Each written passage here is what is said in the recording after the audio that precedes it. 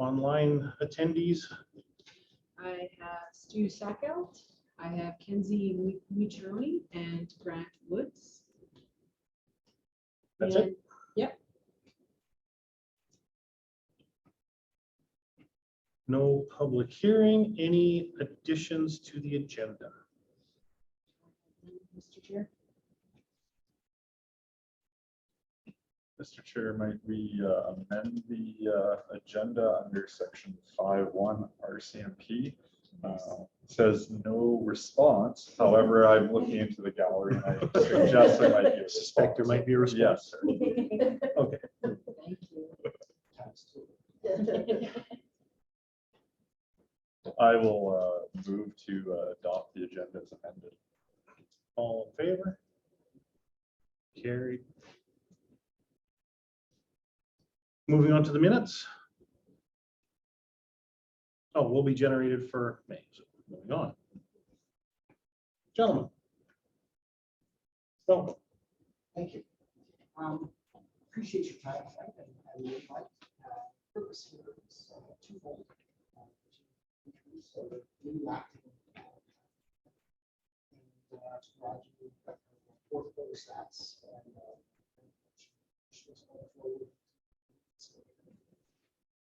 so I'll turn it over to Mark to introduce himself to you. Mark and I come from similar backgrounds. For a number of years in game units. Mark was with the Edmonton team for some time. Sure, no problem. A couple of you might recognize me. It's been a big full circle coming. It's like coming back home. Yeah. I was posted here from 2000 to 2005. And I see I've changed a little bit, and I see everybody else has changed, maybe changed a little bit too. Even walking in tonight, I'm like, I know. Did he have the SO station? Yeah. Yeah, so I've got almost 22 years in the RCMP. I've been throughout the province. Most recently, I've been stationed in Wetaskiwin. They asked me about a month and a half ago if I'd come down here and give a hand for a while until they picked a new detachment commander. So I said, sure, of course. I know the area, I know the people. It's like coming home. I'm happy to be here. I'll go any way I can. I don't know when I'm going to be here. It could be 2 months, could be a year. I could just ask you to speak a little louder, or if you might want to come Sure. forward closer to the microphone. Our reporter and individuals in the Zoom Sure. here are struggling to hear you. My apologies. Oh, that's no problem. Like I said, I've been here in the RCMP for 22 years, and I've met some of the people now that I've been back again, and I recognize lots of the names. And Cindy's husband was an auxiliary back. Yes, he was. Back when I was just a new auxiliary when I was posted here as a young recruit. Yeah, I said it's like coming home. It felt a little bit surreal even coming back to work in the office. It hasn't changed, but it has changed. And I'm just now in a different part of the office and getting acclimatized to everything. And I'm enjoying being back. Hopefully I'll see you guys all around. That's pretty much all I have to say right now. And I think Bruce is going to talk a little bit more on our stats and everything, just because I've only been here for about 3.5 weeks, so I'm still getting adjusted to everything. Welcome. Thank you, Tom. Yes. I'll just Sure. Yeah, that'd be great. so and the purpose of me being here and the purpose of working with Mark, as you know, I was here 5 years and then was brought down to Stettler to get that ship going in the right direction, but with the understanding that I would continue with involvement with Bashaw and in support of Mark going forward until the appropriate individual is selected. With that being said, I think Mark's selection by district was a definite right choice in the right direction. And Mark and I know each other, and going forward, I think we're going to see some things that maybe need to be addressed since my temporary departure. So we'll get things back on track here and address some of the property crime increases. So with that being said, our crime stats for the fourth quarter. So January to March, I'll give you 2018 to 2022. In relation to persons crime, we have a 32% decrease. Property crime, we've got a 18% increase over that 4-year period. And total other criminal code, a 63% increase, and total criminal code, all charges combined, an 8% increase. So that's the January to March, 2018 to 2022, over that period of time. So we'll look at last year. So 2021 versus 2022. We've got a 6% increase in persons crime, a 9% increase in property crime, a 18% increase in other criminal code, and a 10% increase in total criminal code. So Mark and I come from the same background, have similar thinking that proactive police work is what is important. Reactive police work in communities like Bashaw is not as effective. So we're going to go back to the community policing style, engagement with the community and with the folks out there to work with us, Rural Crime Watch to work with us, so that we can address the people and the locations that are causing us a negative impact in our communities. So Mark and I have discussed it. I can tell you in each of our communities, we have certain individuals in certain locations that we're both aware of, the community is aware of, and we'll work our initiatives to address those people. We will engage our specialized units out of Central Alberta District, so our crew team that we had down earlier this year to address some people in the community, and we will continue to engage those specialized units to leverage our limited resources here. Right now, Mark is the acting detachment commander. We have 4 constables with 1 on paternity leave that he has accepted a transfer and will be coming down to Stettler into the CPBS position. That's Constable Whitmer. Constable Whitmer, before I left, we proactively filled his position. So we have Constable Keller here that's going to be signed off in June. End of June, he'll be signed off. He's still a recruit, but he is operating a vehicle by himself, and he brings some, I want to say, when I say maturity, it sounds like we're all immature. He brings some maturity. I don't mean that, but he comes out of the military, was in the military, I think, for 7 years. So a good young fellow that will do well, and he'll work well with the community. He's well spoken, and you're going to like him as you get to meet him. Devin Peters is still here, and Ryan Scott is here. So we will look to fill that 1 vacancy, but we're not running vacancies here in Bashaw. Our view has never been to run any vacancies, as with 4 members, that's 25. If 1 is down, that's 25% of our workforce. So Mark will fill those positions with resources from the district. So he'll pull members from the district to fill those spots when required. But we're proactive with staffing, and we'll have permanent people in those positions as required going forward. Our policing initiatives remain the same. It'll be crime prevention, crime reduction for the 2022-2023 policing year, and community engagement and confidence in the policing service that's provided. So we'll continue with those initiatives. We are open to suggestions or anything else that you feel that's important in the community.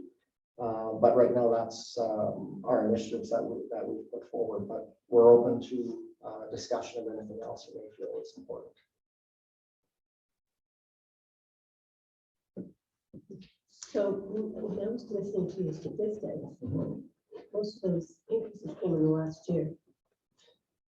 Well, yeah, we're seeing some of that. And again, The increases anyway. Right? yes. Yeah. And that's why Mark and I will work together and we'll ensure that the constables are directed appropriately. It's no different than running, running a business that generally there needs to be that direction provided and that support of those members to meet our goals, to meet the objectives and for the community. And that's crime reduction and ensure the safety of the community. We will, for our next community wellness, Mark and I will attend and will continue going forward the RCMP's role with the community wellness team to continue to support that important model here in Bashaw.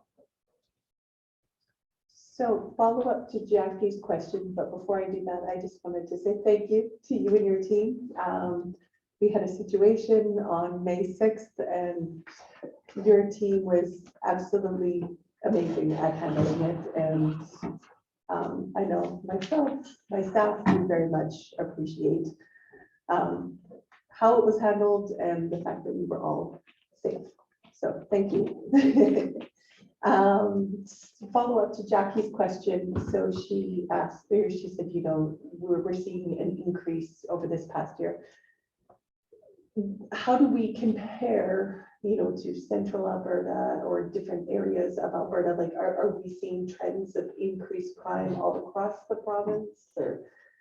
So, yes, we are seeing increases to, and I'll say post-COVID. Yeah. I think we're safe to say that we're past COVID and moving forward. One of the things right now that we'll see is always in the spring, we'll see some increase in theft, especially over the COVID period of time, and now everybody's returned to the new normal. But we'll see the trucks on the sides of the field at seeding time.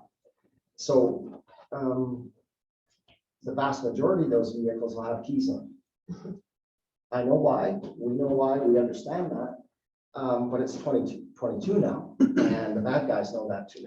So one of the things that we'll get back on track is, the education piece and the support of the community and the community working with us. And the message I give to our good rural folks is you can be part of the problem or part of the solution. If you're going to leave your keys in the vehicle, it's likely to get stolen. And some of the insurance companies now are taking the stance that you may not be covered if you're part of the problem. So I guess to answer your question, yeah, property crime is up across the district, not to a serious degree. We have some work to do here. We're a little bit above where it needs to be.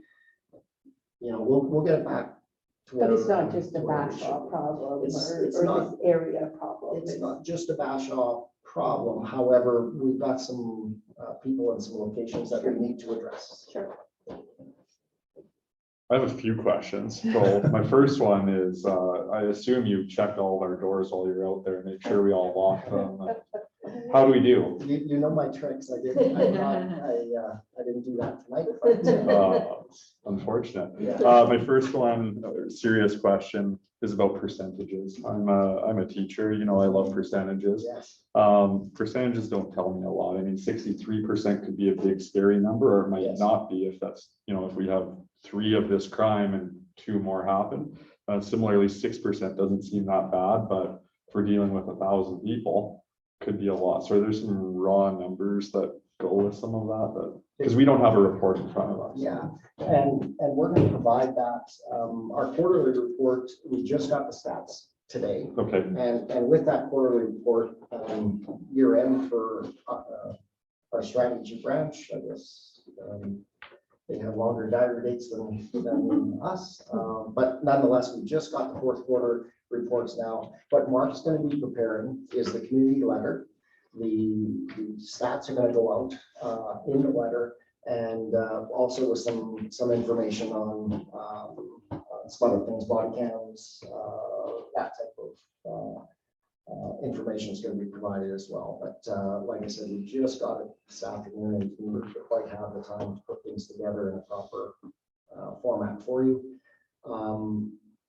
So, and you are 100% correct. When sometimes they sound scary, when you see those increases.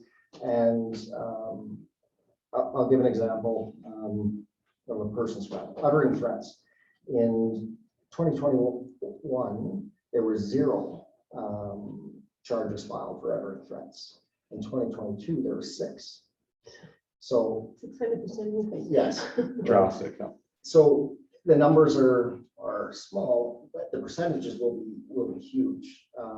So you are 100% correct when we're looking at those percentages, but it does give you an idea of where we're at. Even though the numbers, like you said, a small number from 0 to 3, well, 300% increase or decrease, whatever that may be. But we've got some increases here. So we'd like, Mark and I will get these numbers back to having the negative sign in front of them where it should be. So Very good. My next question is on community engagements. I know surrounding municipalities have had engagements. I know Camrose County had hosted with the RCMP in Norway. I know you had coffee with the COP in Stettler. I can go on with Tasman, I believe, has recently had an engagement about 25 minutes out from us. Is there plans for an engagement for Bashaw detachment? there is. Mark and I were discussing that tonight. Mark just joining us 3 weeks ago. Just wanted to get things kind of settled and going forward. But we can do a number of things. And you all heard me talk and everything else. And whether you want a town hall, whether you would want a coffee with COP, which to me it's a town. They call it coffee with COP. The original ones were American ones where the COP would come and sit with you at the table and you would have coffee with COP and talk. I found, and I've done them quite often, is that's not what people want. Yes, we'll come and drink the coffee and eat the donuts that are purchased on the COPs. Yes, but we don't eat donuts. But they want to Celery, hear. right, Bruce? Pardon? Celery. That's right. Sorry. They want to hear the stats. They want to hear what's going on. They want to hear what they can do to help, and they want to hear when they do help. They want to hear the results of when they've assisted with us. So, and I'll use Bashaw Building Supply as an example. So Bashaw Building Supply provided some information to us that there is a vehicle parked near their establishment that was involved in a crime in Camrose. I was aware of the vehicle and through the surveillance believed to know who was operating it. So based on who that individual was, we engaged support services out of Black Falls, Red Deer, a dog out of Itasca, and a dog out of Red Deer. And we, myself, the Bashaw team, and those support units converged on this individual, and he was through the support by our business owners and our community. Our former auxiliary Our officer. former auxiliary officer, we were able to take that individual into custody, and he's well known to us. And the previous night, that vehicle, he had fled from Camrose City Police, striking police vehicle and injured 2 officers. So that came to a successful conclusion due to business owners and the community working with us. So we're always better. We're better equipped and do a better job when we work together on things. 2 more questions. I'll give you a softball one before I give you a hard hitting one. Okay. It's my understanding that sometime around Christmas that we had 2 officers perform a life-saving feat on the highway. Are you familiar, either of you, with what I'm referring to, or? Yeah, I believe Constable Peters and another member were involved in that, yes. Is there some level of recognition that is given by the RCMP, the government of Canada, or similar that we could be a part of in celebrating? Because as I understand it, there's a significant incident on the highway, a crash, and ultimately it was the actions of those law enforcement, you know, providing ongoing CPR, taking rather bold motions and actions to get this person to the hospital that is directly attributed to saving this individual's life. So I'm just wondering if there's anything in progress on that or anything in motion. Yeah, so there's a process in our world that goes up through our levels, and they look at the actions of the officers and our policies and procedures and make sure that if there's recognition that we're that everything falls within the guidelines that we operate under. And yeah, that process is in play. Excellent. I'll give you my hard-hitting question now. Earlier you talked about the community has their burning questions and they want stats, and I'll tell you the burning question I get pertains directly to you as the staff sergeant of the Settler Detachment.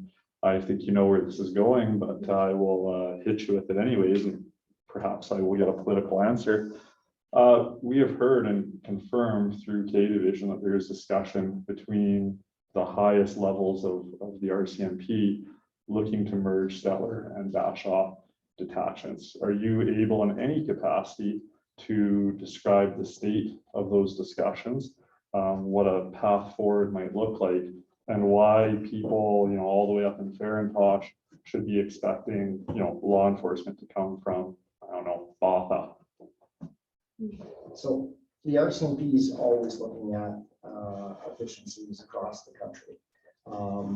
The ways that we can provide the service more effectively, and now with increased costs that are being provided to communities, perhaps ways that there's money saving that would benefit the community. So there's these type of discussions happen, like I said, across the country, and it's not uncommon for it to happen for an area like this in Central Alberta. Those decisions are made at an upper level, and at some point, if that's the direction that upper level management would like to proceed, then they may engage someone like Mark and myself to be involved in those decisions. But those decisions are made at a much higher level than I. So it could be, like I said, things are looked at those upper levels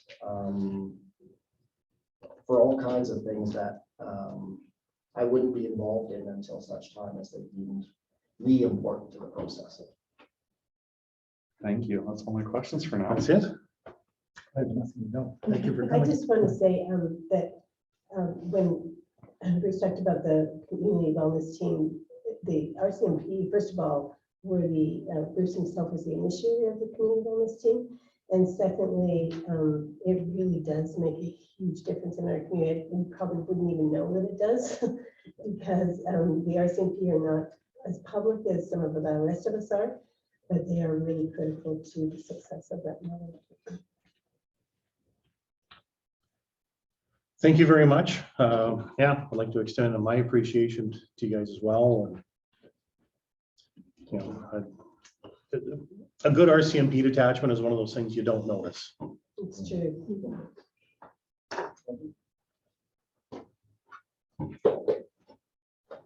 Yep, thanks. Thank you. Thank you.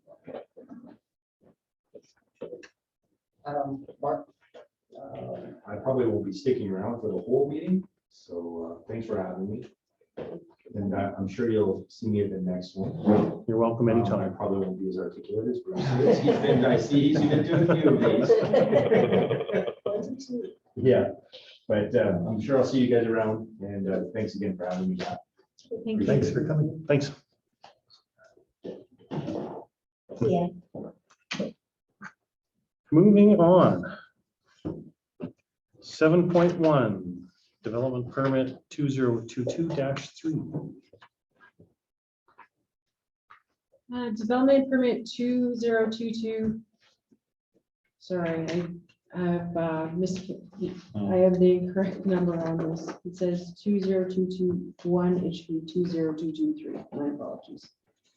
This is for the addition of a pre-built 18 by 30 outbuilding shed to a direct control zone located at 5007 54th Avenue, Bashaw, Alberta. Upon review, it was noted that the additional accessory buildings have been placed. There are a total of 4 accessory buildings on the site currently, 2 tent sheds, which have been converted with wood, 1 sea can and 1 garage. Therefore, administration has requested information regarding the dimensions, proximity to the property line and use, and that they be included in this application. So the documents are provided that are listed. The aforementioned materials submitted by the applicant have been attached to this report. The primary application purpose, the purpose of the development permit is to build the following accessory building. An 18 by 30 foot pre-constructed building proposed to be located 30 feet from the southwest property line, 200 feet from a pre-existing manufactured home. However, we believe this measurement is off based on the property ortho diagram, and we'll also have additional dialogue about that momentarily. The measurements indicate that it may be close to the water body on the property. The building is to be on skids. The proposed use is a she shed man cave guest house, which is storage space to accommodate large family when sleeping over and create an area for hobbies and provide extra storage, and also a warm-up shack for skating. The floor plan consists of 2 8 by 10 foot rooms, no closets, a loft above the rooms. The balance of the floor plan to be open space. It will be heated with a wood stove. No washroom or running water has been included in the application.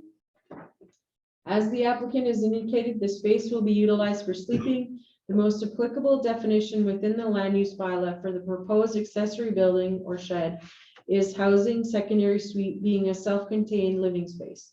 However, the applicant notes that the building will not have a kitchen or a washroom facility at this time. Should the building be used for human habitation, appropriate safety codes must be met, and as such, this use must be clearly defined in the development permit and appropriate building permits required. A development defined as housing secondary suite must meet the requirements of a regular house, including heating, washroom facilities, kitchen, etc. As an alternative development option is a bunkhouse, which is not currently listed, a use listed within the land use bylaw. A bunkhouse does not require washroom facilities, kitchen, etc. However, it can only be used by the landowners, and the users must have access to the facilities within the primary residence or house on the property. As such, the unit cannot be used as a rental for guests. As a direct control district, council consider allowing a use not defined within the land use bylaw. However, should council wish to pursue this option, council may wish to update the land use bylaw to include the appropriate definition. Furthermore, the land use bylaw specifically states in section 8.13 that an accessory building shall not be used as a dwelling unit. This exclusion effectively removes the possibility of a bunkhouse. In addition to the proposed building, administration recommends that all other accessory building on the site be considered as part of this development permit, as all accessory buildings identified by the landowner require development permits. The development authority in the direct control district shall be the council. There is no statutory plan within this direct control zone. The next steps, council to determine if they have enough information to make an informed decision. And we have a listing of the following options or multiples of. Council issue the attached complete letter which deems the application complete. Take additional time to review the application details as administration is still obtaining input from safety codes. Deny the application as they are proposing a non-compliant secondary suite with the absence of running water or kitchen facilities. Option 3, approve the accessory buildings currently on site and the new building application with condition that habitants are not to sleep in the building. This may be a challenge to enforce. Option 4, approve the application with the condition that the development permit or the development be built with full secondary suite requirements, complete with separate water line connection, water meter, sewer connection, garbage removal, and fully habitable facilities required, and all associated charges. Option 5, issue an incomplete letter requesting additional information.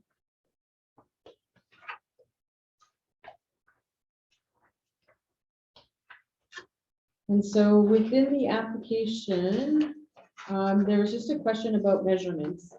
And Connie Nandas present in the audience? And would it be okay if Connie shares us an update on what the measurement proximity is?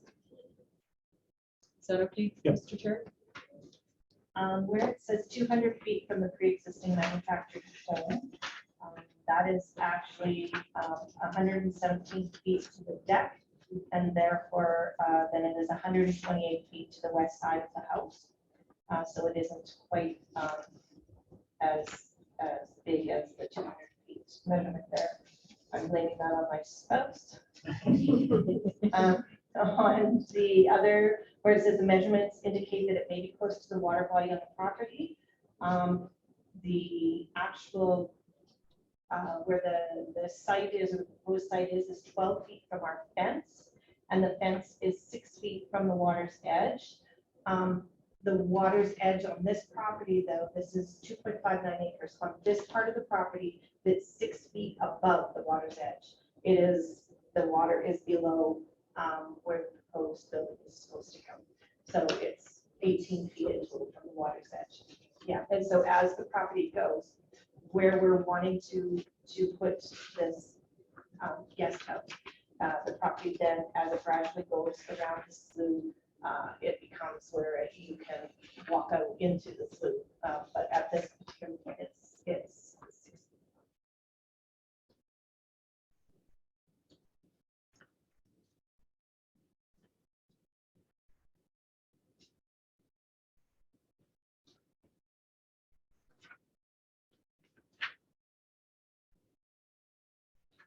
So when a building is non-stationary, does that change the, it doesn't, huh? We don't evaluate buildings based on if they're movable or not. We see a lot of people apply for sheds and they say they're movable, they're on a non-permanent foundation. Yeah. Then when you say, well, it doesn't meet setbacks, move it. Well, I can't move it.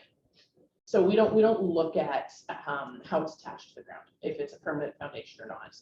We look at, from a planning perspective in the land use bylaw, we look at the walls and the location and the roof. From a safety codes perspective, they might look at that. I don't know for sure, but I don't care if it's on a permanent foundation or not. And even a permanent foundation, there's nothing to say you can't lift a building off of it. People move houses. I think there's a TV show about it. So it's not a criteria we look at in the planning world. A structure is a structure, regardless of what it's built. So this shed doesn't fit in our land use bylaw anywhere? It's just simply because of its size. It's really not an accessory building by its definition. Just simply because most sheds don't have a floor plan and are not this size. And it's, there's no like parking facilities within it to be a shop or, so it's So just kind of unique in falls nature. into the cracks. Yeah, it's unique in the nature just simply because of its size, 18 by 30, and then B, the variety of uses proposed in it. For me, it's more the uses, less the size. For me, the bigger thing is the idea of having people sleep in it is very different for an accessory building. If it weren't a direct control district, the idea of someone sleeping in it and it not being a proper secondary suite, the bylaw wouldn't allow for it. There's a lot of rules on where people can sleep because we want to keep people safe. Well, and then the other part is that, to have it inspected by the fire department for occupancy and whatnot as well, just to make sure that there's a fire extinguisher in it, or that they're aware that there's a possibility of habitation on that, so that if they get called for a response call, that they have to be aware of that as another location where someone may potentially be sleeping. Which would be why normally they're defined as a secondary suite. And with a secondary suite, you get a legal address with that. Typically, it's identifiable and you have to meet certain building codes. The risk with the property of having two houses on a property is the idea one day that in the future, when a different landowner owns it, is they may want to subdivide that and create two different, because right now it might be used for family to be able to sleep there. But a future owner might go, well, I don't have family, I'd rather sell this and make profit. And so if it's not built to that standard of a proper house, and all of that, then it makes that really messy in the future and a lot harder to deal with. There's still ways to deal with that at that time. And but- this site is a tricky one as well, like even from an addressing perspective, because they're in an alley. Yeah, it's a unique property. It is a very unique location, and without the road development being constructed, to have a secondary suite or have that actually developed as a suite is truly not a strong option, because how would you address it other than, I guess, B or something like that, or 5007 or 5005, but What are the setback requirements in our land use bylaw? I don't have it in front of me. it's basically a meter. It's a direct control district. Yeah, so there is not a set of requirements that must be followed. In a surrounding neighborhood, R1. what would the setbacks be? I don't have it on me. This would, my hunch is it complies, though. It's Typically, it's 1.2 or 1.5 meter side yard setbacks. So I feel like 30 feet would comply, not perfect. but I cannot state that with certainty. So can I ask Connie if I may direct this? Yes. So what's the frequency of somebody sleeping in it? So 10 or 12 nights? Yeah. So it's- Our house that we have has 2 usable bedrooms. We have 6 kids, 5 grandkids. It becomes stacked people. And so this is our reason for wanting to put this together. If I could also add though, when it is in process of being built, and it is being built to code. And it has already been inspected by the same inspector that comes and inspects anything here in town. And that was one of the requests we had from the builder to have come, so that everything's built to code, even our roof for the snowfall in this area. Yeah, so it is basically just an extra living space to accommodate some very noisy grandkids and some adult children that needs a little bit more space to sleep. Yeah, I mean, nobody's living there on a, Nobody will be living in it ever. That's why we have 3 washrooms. We have 2.5 baths in our home. That's why when we were putting this together, we thought, why would we make it with plumbing and everything else? If we were camping, they'd go to the outhouse. So they can walk a few hundred feet into the house Right. before they go to bed. That's our thought behind it.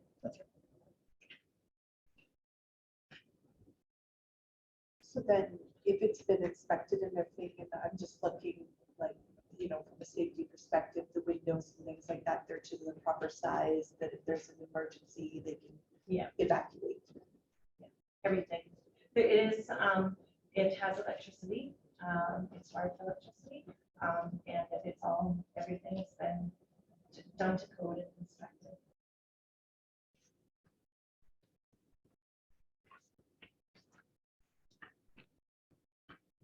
How is and I'm unable to tell from the maps, how is this accessed via road? Is there a direct path that, for instance, a fire truck could get to? No, I know that this, right, but how is this red square that I'm looking at? How is it accessed? There's an alley to this. There'd be two access points. Okay. So there's the road access, which is, I apologize, I think it's from the corner of 54th Avenue, and I'm not sure what the end of that street is. 48th Street. I guess my question is specific to the lot itself. I can't see that in the aerial view. Is it It'd pretty be close to the road? primarily accessible from the alley, kind of near the school. Okay. And then there's also from 54th Ave and 48th Street, there's an access point there. Is there a hydrant nearby? I believe there's one on the It's right on the corner corner. of 54th and 48th. Yeah. Yeah. So it's less than a block away. It's like a football throw maybe. Yeah. I don't know how many half tunnels.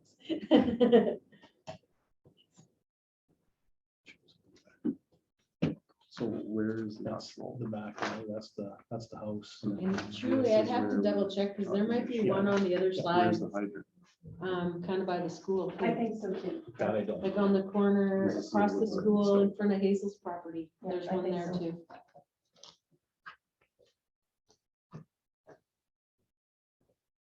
And there's a big slough besides. There's water. Yeah, I don't know where the nearest hydrant is, to be honest, but Because we're talking. There's one right actually in front of Hazel's and then Oh, one okay. at the end of the street there, that's Hazel's right there. that lot 8. We're relying on that hydrant to deal with an emergency there. As close as anybody else is. So, just for clarity, the bunkhouse is just not in our bylaws. We just haven't, if we call it a bunkhouse, we just don't have anything that says what to do or not to do with it. We don't have a definition for a bunkhouse. Okay, And basically the commentary within our bylaw is just that it talks about that a shed cannot, no bed in a shed. From a page from Dr. Seuss. so, A lot of so, husbands just sighed in relief. so if we agreed that a bunkhouse was, would that require a bylaw change before approval of an application? This is a direct control district. This is at the discretion of council. Okay, So it may be something that you want to consider when you do an evaluation in the future to add that type of a definition. okay. The more important thing would be in the development permit, should you issue one, that it clearly states that this is not a secondary suite. Got it.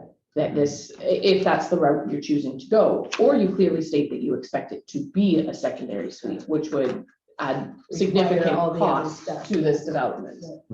And as a bunkhouse, you would be stating that it, have access to facilities in the house and that would be clear language that we'd have to work into that development permit. Got it. Council could request that a land use bylaw amendment be done to amend the land use bylaw to accommodate this use and go through that process, but it is not necessary. Or you could approve it as a non-compliant secondary suite. Right, that's one of our, Non-compliant secondary suite? yeah.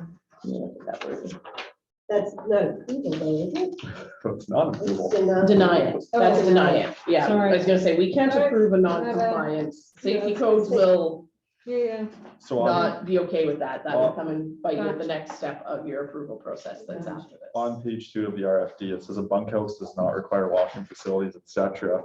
However, it can only be used by the landowners. It goes on to say it cannot be used as a rental or for guests. So even based on what I'm hearing, if we use this definition of a bunkhouse, this isn't, Connie's sleeping out there. The biggest thing is with something like this is policing it. Looks like you guys are sleeping out there and the kids are in your house. The biggest challenge is enforcement. That up in the first place. That's why we're doing this. Yeah. So the biggest challenge is enforcement. Are you gonna go knock on the door and be like, who's sleeping here tonight? Are you gonna call your friendly RCMP detachment to, hey, can you go check who's sleeping here tonight? It's very hard to enforce. Just call the fire chief and let him know who's sleeping. It's actually why Kids may secondary, enjoy the RCMP. secondary suites used to be referred to as nanny suites or in-law suites. We got rid of those terms because we're not approving who sleeps somewhere. As a planner, that makes me very uncomfortable. My job is to approve whether or not somebody can sleep there, not who is actually sleeping there. I often say, we look at the use, not the user. but are we not doing just that when we say it must be? the This was owner? safety codes. So this is where we're still doing some work with safety codes because this is unique. That I'm not as confident on the safety code side of things because this is new to me.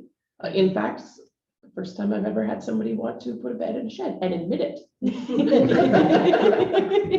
I have a question pertaining to zoning. So when I look at our like land use bylaw map, I see swaths of offline green all over the place. So does an approval on this particular lot, let's say for a bunkhouse, allow bunkhouses as something that could show up on any and all direct control lots, or how does this operate? You're gonna, it's like any, I'm actually trying to pull up the land use bylaw right now. It's any development permit is specific to the site. So whether it's a direct control district or not, you apply for your permit and you get what's on that site. So whether it's building a new industrial building, building a new gas station, building a shed and a bed, you are applying for that site and you don't set precedents. You'll always get the argument, well, you approved it there, so you should approve it somewhere else. Every application is unique. It is not precedent setting. You may approve a bed and a shed for one property and not for another. There are times where you may approve a shed, just a normal old shed for one property in an R1 district and not approve it for someone else. So that's not a concern.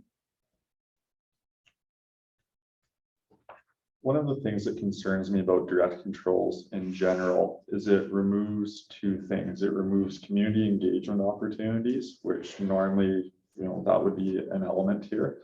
And it removes the right to appeal, which can be a blessing and a curse.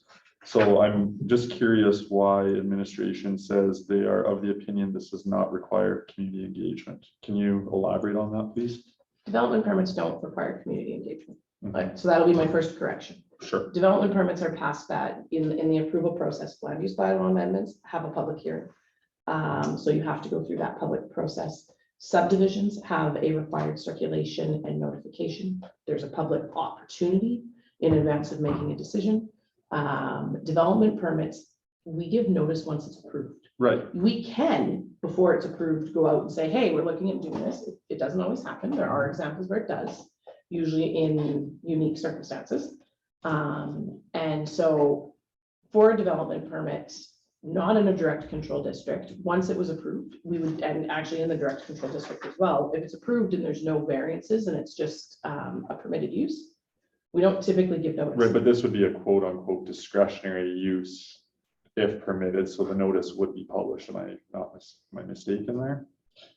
I guess I can quantify an example if that helps. I would love it. I recently received an application. It was for a shed. It's going to be 10 by 16, and it's actually on a vacant lot. And so our land use bylaw prohibits development of a secondary or an accessory building without the development or a development permit for a primary housing. And so this is unique because it's a 10 by 16 shed on a vacant lot. Well, this lot has no services to it. It's been vacant for quite some time. It's along the edge of a trailer park. And, and so therefore really underdeveloped, under accessible. It's not a prime lot to actually construct anything, so I communicated with the owners and said, what is your plan with this? And they're saying, well, we're gonna put a garden there, so we're planning to just do some garden tools. We may park our trailer there and just sit and have a drink after we've gardened or whatever. And we're gonna be storing our tools and things like that in the shed. So the placement of it met the bylaw. It's just, it didn't meet the bylaw in the fact that there's no current application for a house, and nor will there be for quite some time.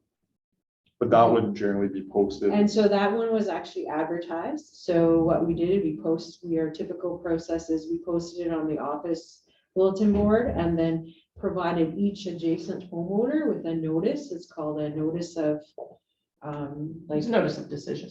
notice of decision saying, hey, this is being proposed in this area. If you oppose it or you have a problem with it, you're welcome to pay your $150 and let me know when we'll do an appeal.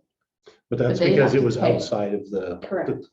Right, well, it You have was to a pay. discretionary use effectively. Yeah. So- Here, I view this as potentially a discretionary, it doesn't exist. If a decision is made, do neighboring residents have an ability to appeal? Not on a direct. Not on a control. direct control, unless you delegate the decision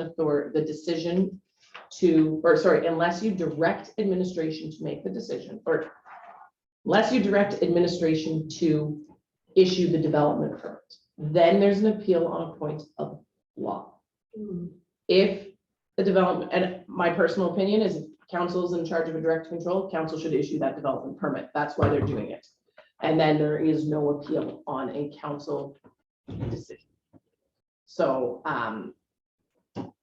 ultimately, that discretionary doesn't matter in the same way in a direct control where council is issuing it. But prior to issuing it, there's nothing to say that you couldn't send a letter to the adjacent neighbors and seek input.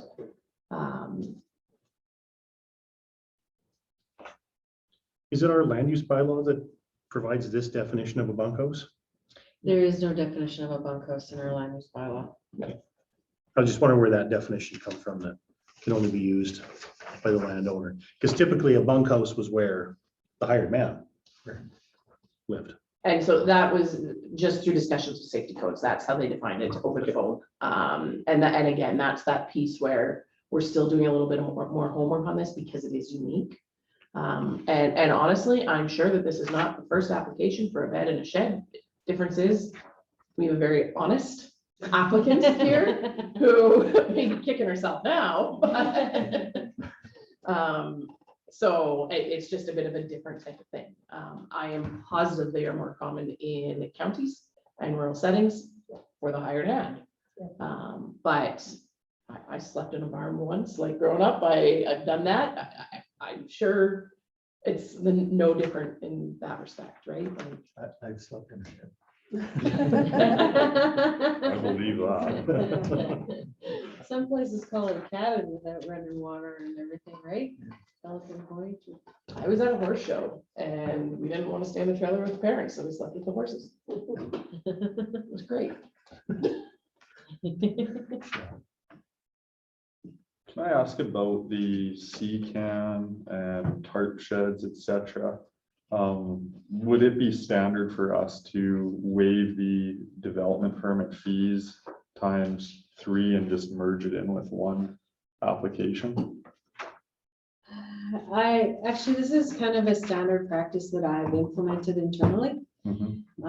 Because we do have a challenge around town where people aren't always forthright with their developments. And so sometimes I've dealt with it 2 different ways. I'm on my alley walk and I discover a new shed.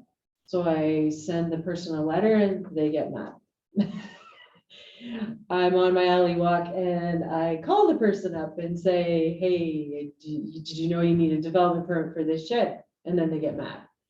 So it really doesn't add to this situation. My typical practice is, hey, you know what, I want to work with you.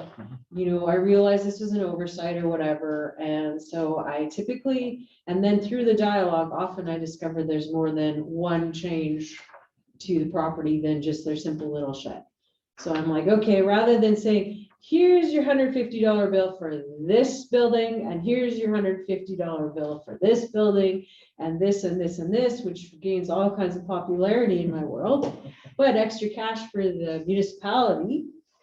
I avoid all of that, and I try and work with residents saying, look, this is what we've discovered. I want to work with you on this.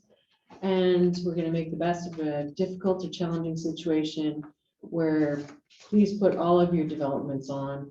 You know, if you've had changes, maybe you have a porch change or something like that, please put it all on there and we'll consider it all under one and go from there. Very good, thank you. So if we were to do option one, it says application, our administration is still obtaining input from safety code. So what does that involve? We're just trying to get more information on understanding the rules around the bunkhouse. Okay. That's really what we're trying to do, and make sure that if council chooses to move forward with giving permission for that bunkhouse, that we have the right wording in the development permit. Right now, I wouldn't feel comfortable being able to give you language on that bunkhouse. Yeah. And that terminology. And so that's really all it is. It's crossing our T's and dotting our I's. And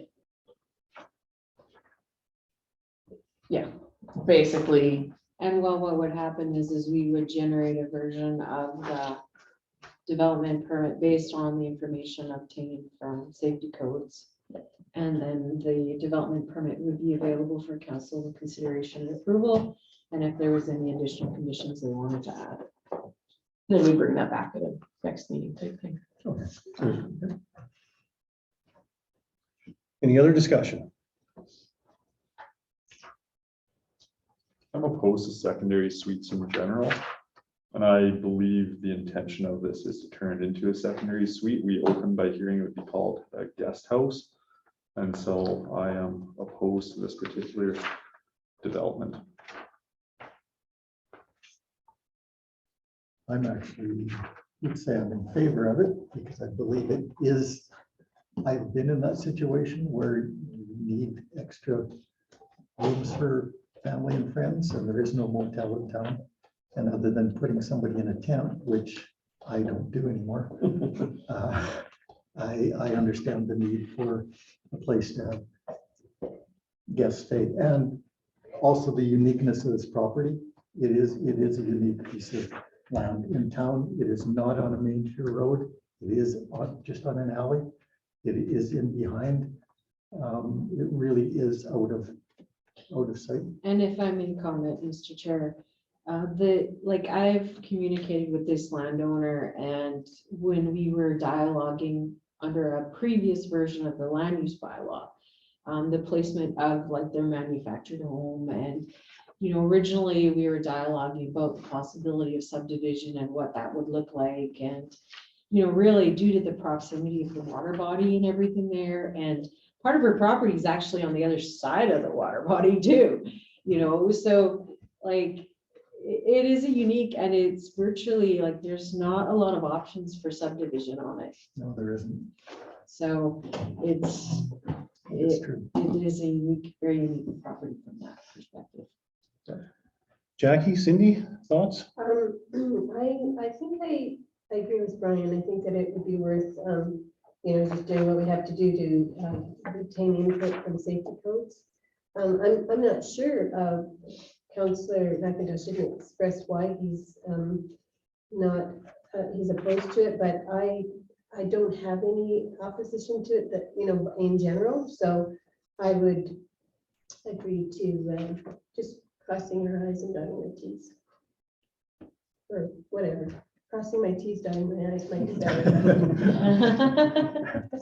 Cross my eyes off. Yeah.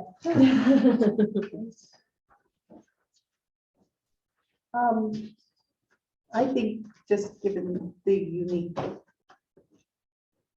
situation here, getting the input from safety codes isn't unreasonable. And just getting more information before we do make a decision on this is appropriate and, allows us to do our due diligence. Anybody feel up to a motion of any kind?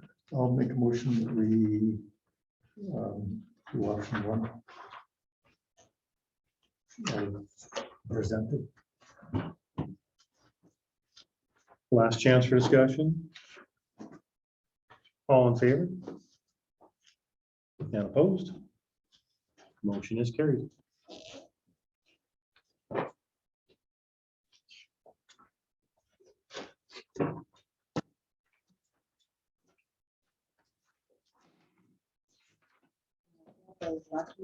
Uh-oh.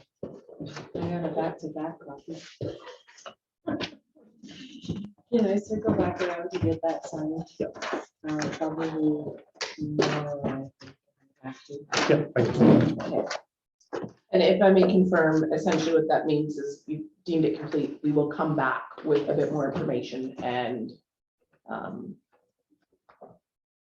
recommendation. and if should we draft a development permit potentially, or we can figure that out? I'm thinking when we get the safety codes information. Yeah, we'll we draft. can Draft, and then. you guys can- Great, that's good. So we'll be back in front of them with more information at another meeting. So what does that mean, more information? You need more information from me, or you will generate more information? And generate more information in reference to, The safety code piece okay. and defining bunkhouse and getting that clarified. Draft of this letter is in the package stating it's complete. The information. So, and because my copy that I have handy with me is not colored and it's part of the package that mine. So I will get a copy that is not back to back to you by tomorrow. And what this basically is saying that we're gonna get the safety codes information and then we'll draft up a development permit for the council to consider at the next council meeting. And the next council meeting will be on the 30th of April. Okay. So So this then, still hasn't been decided. correct. Okay. So it says, we got enough information, but we're just gonna get the final information from building They codes. want to do it. And then we'll have a version for council to consider. And on the 30th, we should have it. Okay.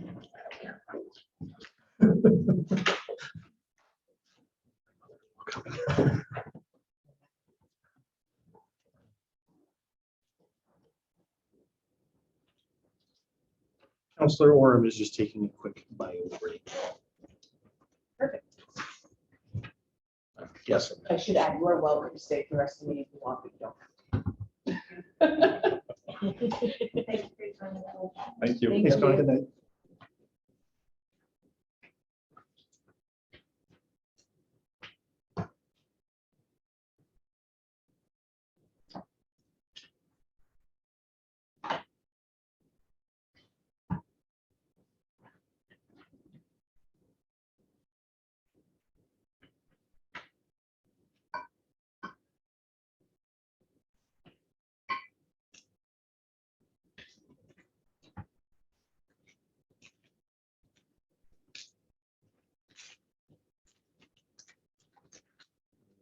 Kyle Tree? Yeah, thank you.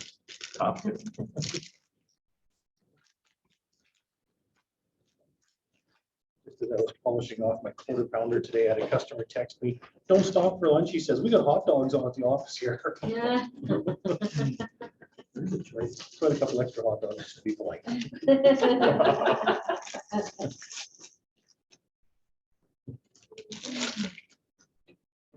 Moving on, 7.2, development permit 2022-1. Development permit 2022-1 is for a property located at 5340 51st A Street. The application is for the Bear Hills Family Wellness Center. The application has been submitted by James Carpenter, Dr. Tony Mucherman, Lucy Smolcic, and Audrey Ward. Musqueam First Nations have expressed support for the proposed project. The property is designated as direct control as per the town's land use bylaw 780/2018. Land use bylaw section 12.42 states that the development authority in the direct control district shall be the council.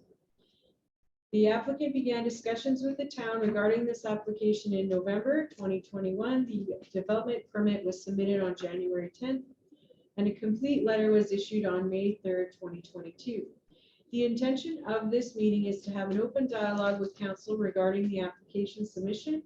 Application recommends reviewing the application in accordance with the following list, which was provided in the previous council reports.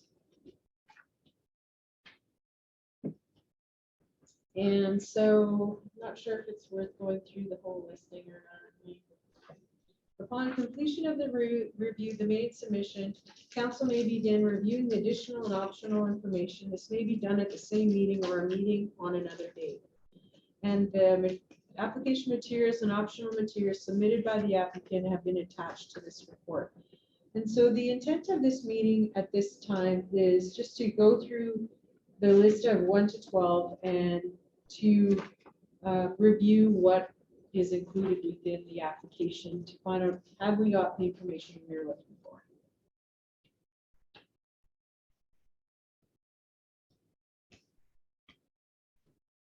You just jumping in or what? Sharpen pencil, ready to roll? I can sharpen all Oh, sorts. and of you got things. like a classic pen going on. Oh, my there, too. multicolor. No, I got Oh, stickies. now there's a flashback. That's right. Before we go into this though, we do have one component here that's a community engagement consideration that is a carryover from past meetings. Yes. At the last meeting, Mayor McDonald, you specifically talked about talking to one of the chiefs. I'm wondering if you can give us an update on that. Yes, Chief Leonard standing on the road. He and I have had a couple of conversations now.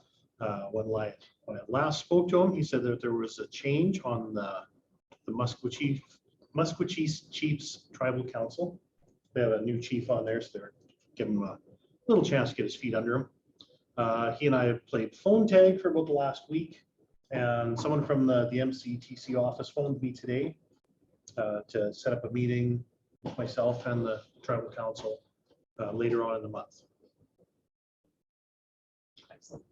And I'm awaiting their email with details. So when you say with you, does that mean just you or are we all included? in that? I asked if it was for the entire council, and she said, no, just the mayor. But I'll plan to have subsequent conversation with her and find out if I can bring along another counselor, because me not members so good. Was our motion not to bring all of council? Was that not the Yes. intention of the Yeah. actual motion? I believe this is the first meeting. The last time that Chief Leonard and I spoke directly, one of his suggestions was for the MCTC to come over, and we just take them out for supper. Something very informal, and I really like the idea of that.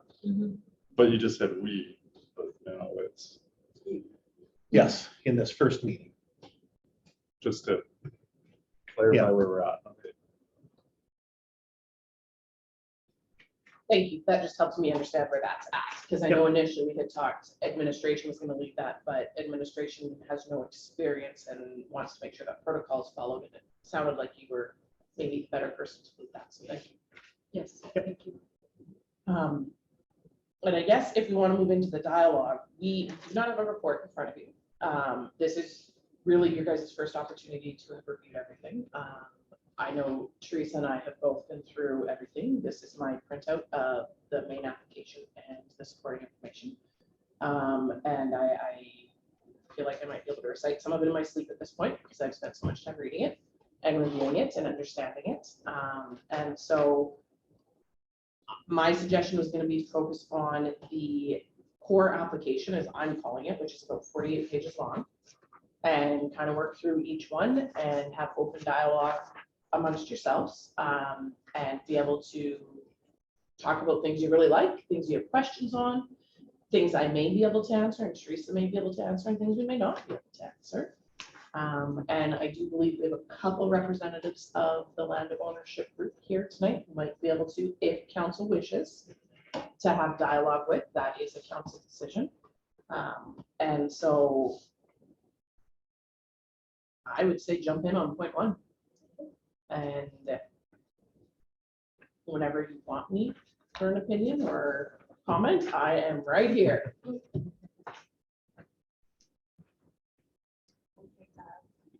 Don't look at me. I'll start with something I like, right? In general terms, I'm really happy on page 3 of the application. 1, 2, 3, 4, 5 paragraphs down. It's a little guy.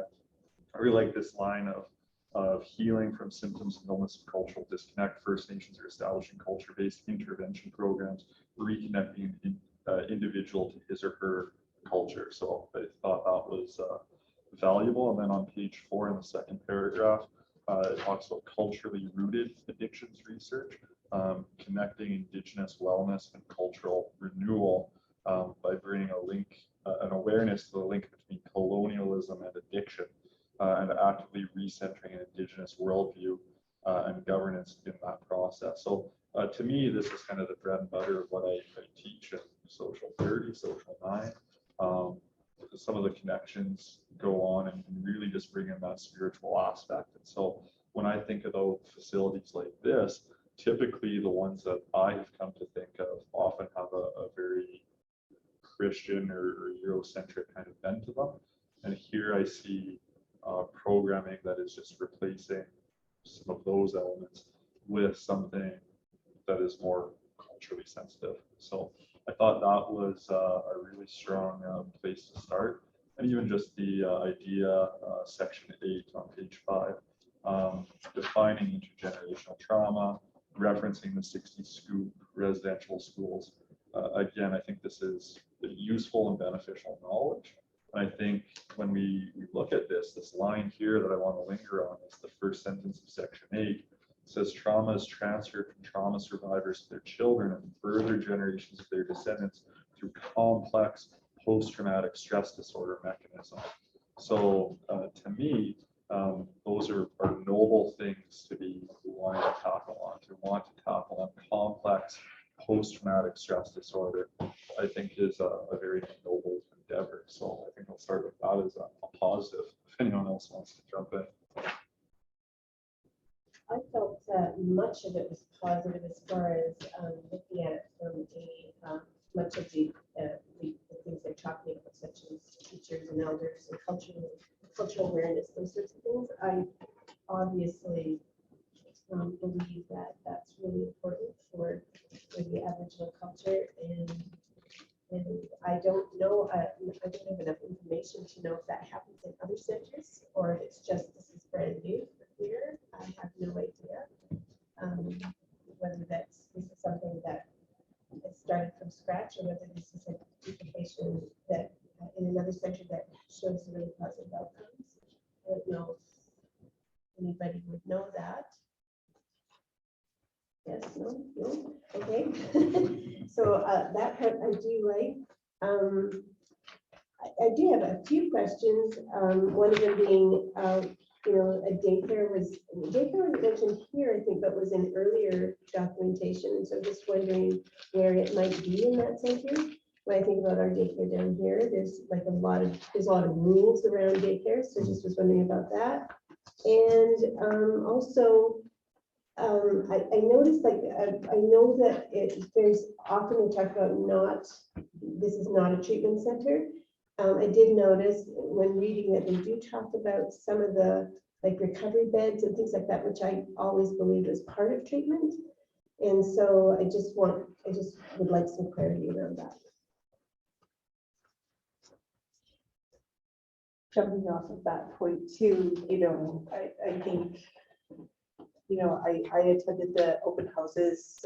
I've received the information, we've gone through a lot of this stuff here in this application, and there is talk in here where the words addictions are used, and there is talk of about how that will be addressed.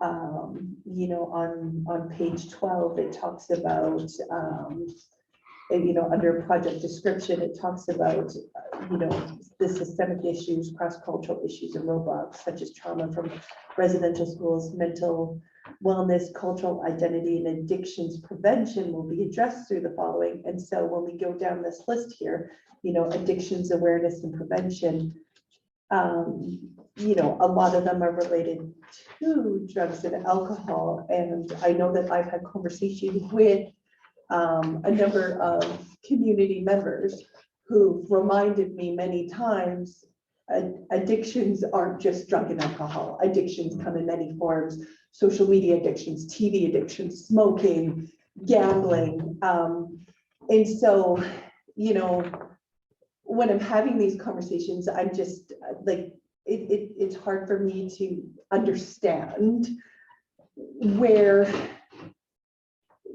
where's the line when, you know, everything that does talk about addictions comes back to that drug and alcohol, when there's nothing else in here that talks about other addictions, you know, or support for other addictions. And so I guess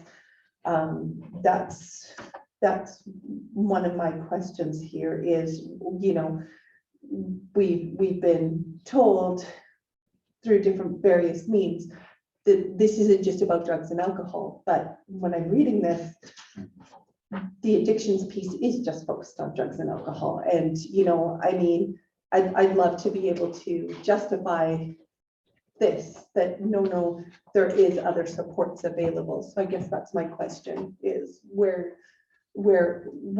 is there other supports for other addictions that will be presented? I thought that was interesting you said that, because I'm looking on page 8 in our optional list of materials, and items B and C reference NYSAP services, which I was going to look up, but then I went back a few pages, and on page 3 near the bottom, the paragraph above, it actually is describing this group as the National Youth Solvent Abuse Committee. And so right there, 2 of the main supporting documents we were provided, in item B and item C for this section. Again, the focus is on solvents. So I think I have the same confusion that you have, that this, you know, might be focused on that, or at least the material that's presented to us seems to focus on solvents and drugs and alcohol, despite all those other addictions. Like social media is a big one right now for people in the wake of COVID. So I was surprised to not see material in these optional readings that focused on some of those possible interventions.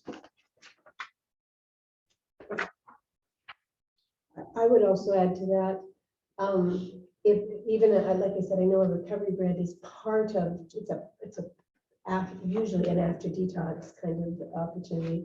How will, didn't see anywhere how will access to illegal substances be controlled, because, you know, we have people in this community already that are addicts too. So just wondering what, I just didn't find any detail that talked about that. That's all. Well, and Councillor Northey at the bottom of page 6 too, the very bottom paragraph, not an illicit substance, but it was interesting to me. I'm just going to read and I'll emphasize when I get there. It says, with the help of knowledge holders or medicine walkers, communities are able to learn which plants will serve them. So interesting. Possibly begin to wean off of pharmaceutical medicines.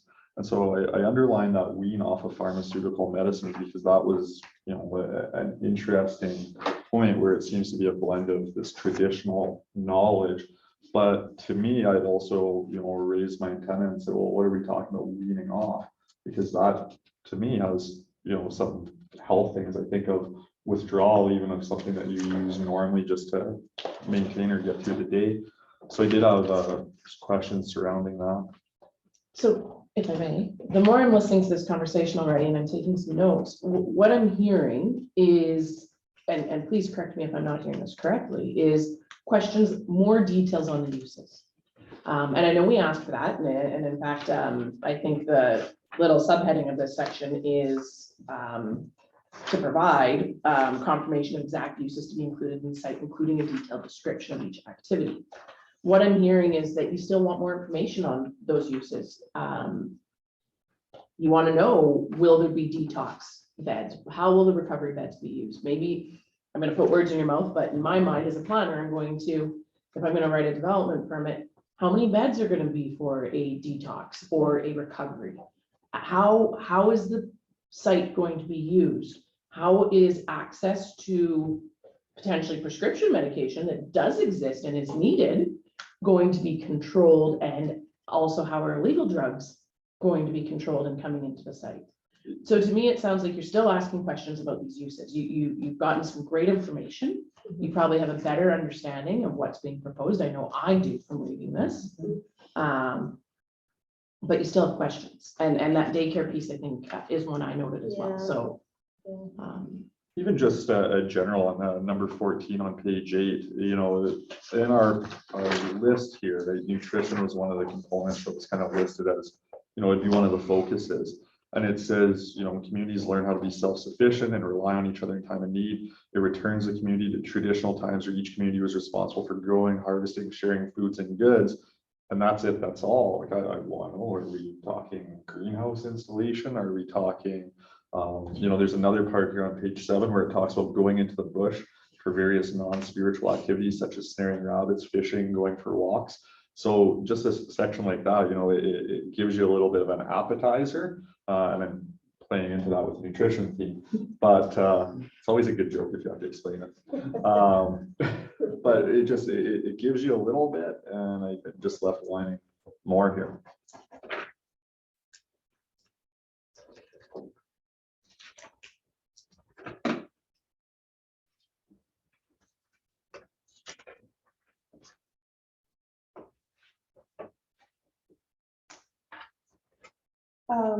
Page 11.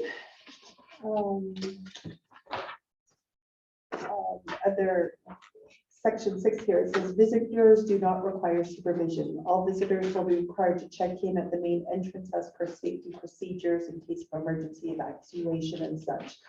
So I guess to my question is like, are there parameters as surrounding visitors? Like, are visitors allowed at any time? Or, you know, was there specific hours that, you know, visitors are able to come? Is there a certain number of visitors? You know, I get the sense here that, you know, a lot of this is very cultural, very family based, and, you know, extended family members might need to come and be a part of some of the different parts to it. So will it be structured like that? Like, you know what, we need to call in some of the aunts, the uncles, cousins, or is it, hey, you know what, he hasn't seen his pal in a while, we're gonna invite his pal in for, you know, an evening to come and hang out, right? Like, I mean, either way, I think is fine. I'm just trying to,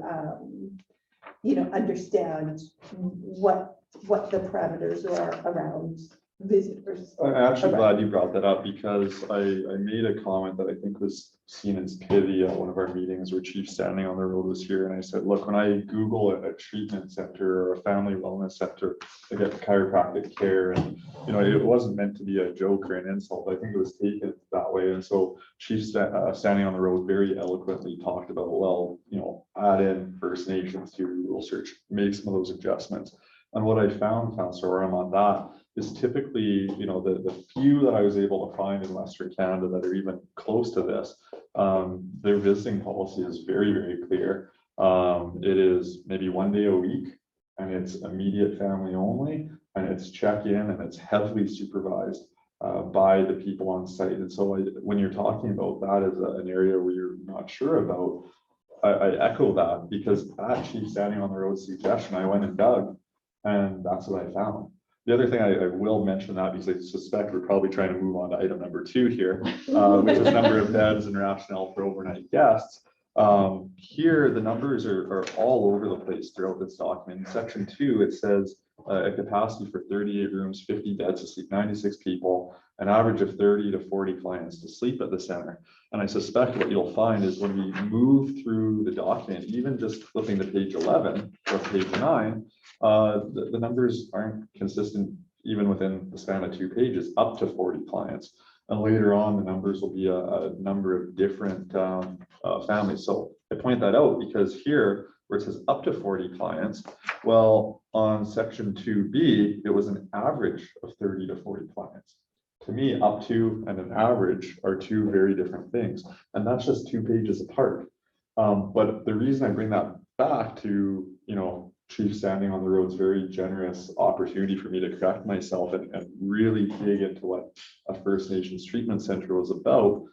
We're talking 10 beds, we're talking 6 beds, we're talking 2 to 4 beds in many of these centers that I was able to find through Google searches. So not only was the visiting quite different, quite structured, but the number of beds was nowhere near this number. The number of clients, whether it's an average or a maximum, was nowhere near this number. And so that was just an area that to me, I saw as kind of different, that maybe sets us apart from those other places. So, Councilor McIntosh, you used the term treatment center, though, is that is that the only research that was done, or is wellness centers can sometimes be a bit different, right? Yeah, well, and again, my apologies are because when I first used that mix of terms, I kept coming back with chiropractic and acupuncture centers.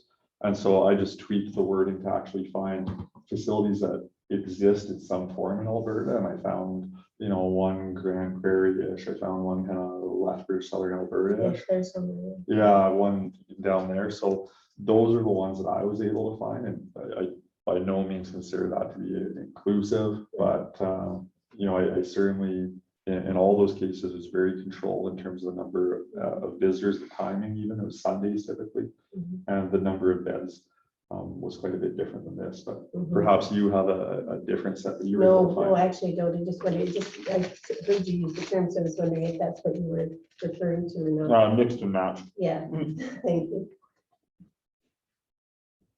I actually had sort of the capacity of the center for 96 people seemed a lot too. And I just was wondering, like you said, they say an average of 30 to 40 clients per disabled center, but could sleep 96 plus staff, I think, right? And so I just was wondering about the capacity, a question about that. And I'll add on to that question. The one question that I had is, what about outpatients? What about people who aren't necessarily staying overnight? Are they going to be part of this as well? Is that a service that's going to be included? And as people transition out of being in this facility and move back into. Yeah, because they did talk about, I don't think it's in this document, but I did hear, I don't remember where I heard it, but them saying that, or maybe it was on social media. Take it as you will, but anyway, I think that they mentioned that if some of those services would be available to locals, so those are not people who would be living there. And So so yeah, for how me, does the that manage? integration of these uses, Yeah. as a land use planner, my brain thinks about uses and, Yeah. and I fully acknowledge that our legislative requirements from the province of Alberta through the Municipal Government Act and land use bylaws and municipal development plans aren't always that friendly to new ideas. They are very controlled, and so I do acknowledge that in many ways we're looking at something that is we're bridging two different ways of life, and we should. We absolutely should. It's something that as a society, we need to be doing a better job of all around. But as a municipality, we still have to implement these. So we still have to be very cognizant of our rules while we do it. Unfortunately, that doesn't always make it easier. But for me, what I keep hearing in this conversation is the mix of uses and the amount of uses. And so when you look at a strip mall, you can see liquor store, Tim Hortons. You can see these uses 5 in a row. You know what's there. They all have separate doors and separate locks. Sometimes there's daycares next to a liquor store. Separate doors, separate locks, separate process of going in and out. With this type of a facility, with the ages on page 11 of 0 to 99, overnight stays, the safety in the mix of those uses for me is a very significant concern. I do not do enforcement. We do have somebody here tonight who does. And it's easy for me in my profession to look at, okay, we lock that door. Those kids are safe. I drop my kid off at their daycare. I know that the visitors of the liquor store can't go in, or the visitors of the Tim Hortons or whatever it is. But once all those uses are mixed, for me, it is an absolute critical thing to know that that piece is being dealt with and being looked at, and that all the users in that facility are safe. You know, and I mean, I read through this as well, and I went through that, and my thought was, when I was reading this, is that, you know, the applicant is not wanting to pigeonhole. There's so many different concerns that they don't want to pigeonhole and just focus on one concern. You know, we want to treat as many people with as many issues as possible. And I appreciate that, but I'm just wondering, you know, how are we triaging this? You know, like, is there an opportunity that when 5 families show up, that the concerns are all of like-minded concerns, so that you know, those 5 families are receiving support for one another, support, and so then it's not everybody's like, it's not like, well, this family needs this support, and this family needs this support, and this family needs this support. Like, I look at it from a staffing perspective, and I think, my God, you know, how are you treating so many things simultaneously, you know? And so when I read that, I'm guessing that that's why this is written this way. But then my next question is okay, is there going to be almost like a triage of, if there's 20 families wanting to get in,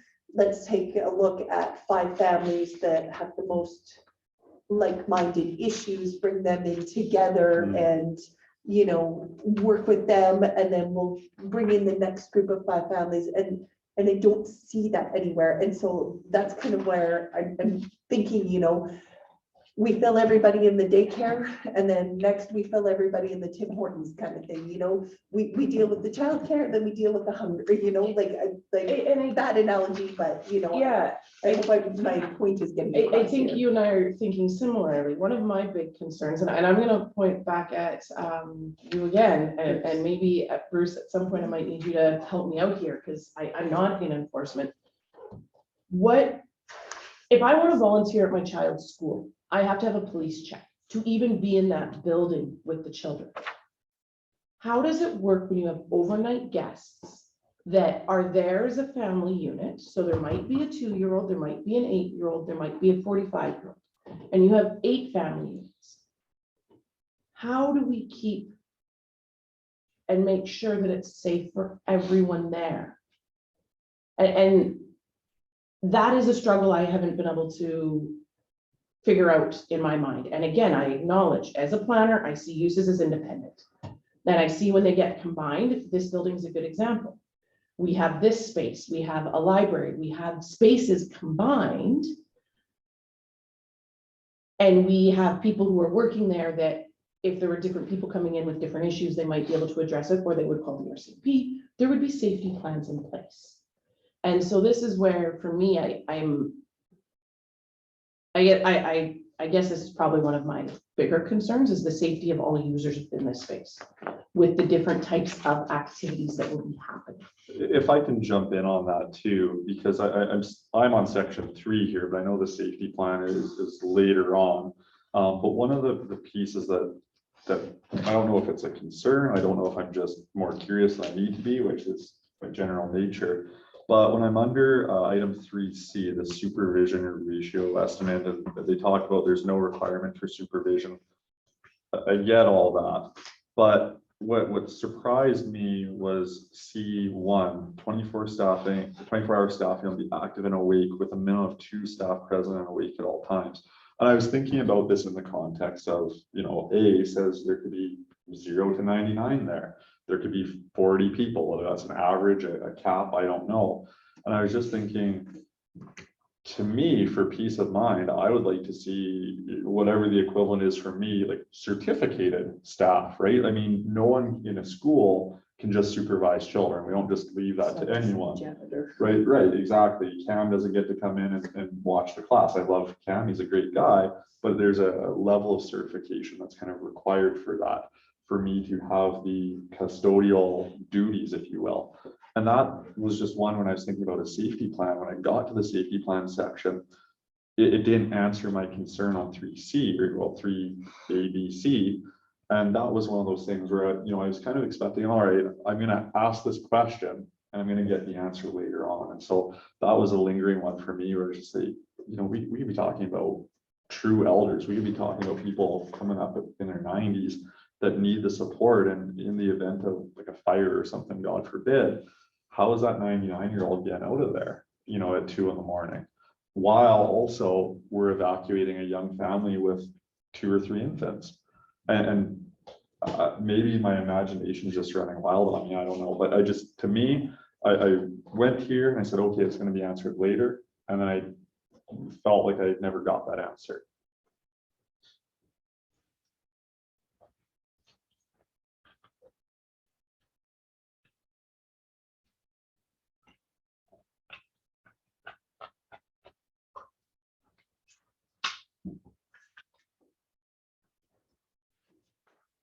Moving on to the next section. Yep. I'll move on to section 4 if we're good. I don't have a lot on the top of page 12, the bottom of the first paragraph. I really felt this come through. I'll just read it out loud because it's good. So there's a cry for help by Massachusetts Cree citizens for the development of a center that will play a significant role in reducing and eventually eradicating substance abuse, trauma, addictions, lifestyles, breaking the cycle. And the thing I like is that, to me, it seems that this program is aimed at being a preventative program as much or more than anything. So that was one that I thought was a strength of it. Lower down though, I was a little curious in the section here, a total funding request in term of project, where it's talking about youth beds. And I'm going to stay within the confines of this application, not the past one, but the past one actually answers my question for me. But here it says 10 youth beds from Alberta Health, 20 family beds from FNIHV, and 7 youth recovery beds and capital funding from Jordan's principal. And so here I have some questions about, what program is Alberta Health funding this through? But it was the youth recovery beds that caught me as really interesting. And again, I know the answer to my question from a letter from the 4 Nations previously, but I'm wondering what program it is that they're looking to fund this youth recovery under. Because I believe it's referencing a program that Premier Kenney announced in September a couple of years back. And those were specifically addictions recovery beds. And so again, I have no issue with dealing with addictions, as Councillor Oram points out. There's a broad array of them, and certainly social media has become a dominant one that I see in my line of work. But I did want to highlight that and point it out.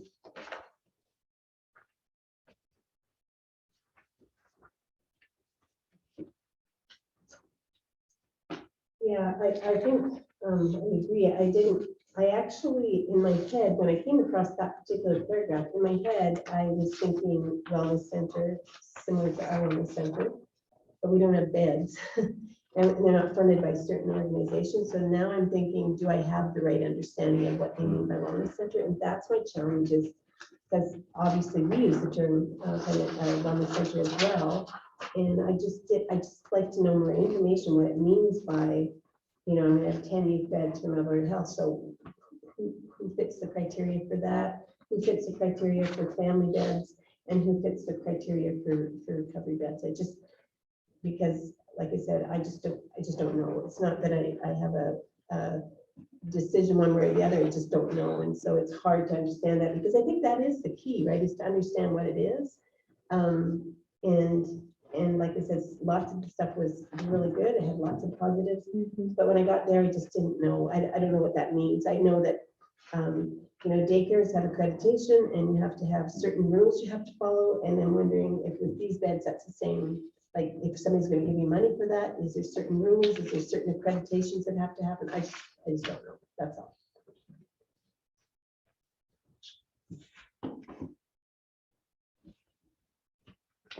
It's still in section 4. It's a long one.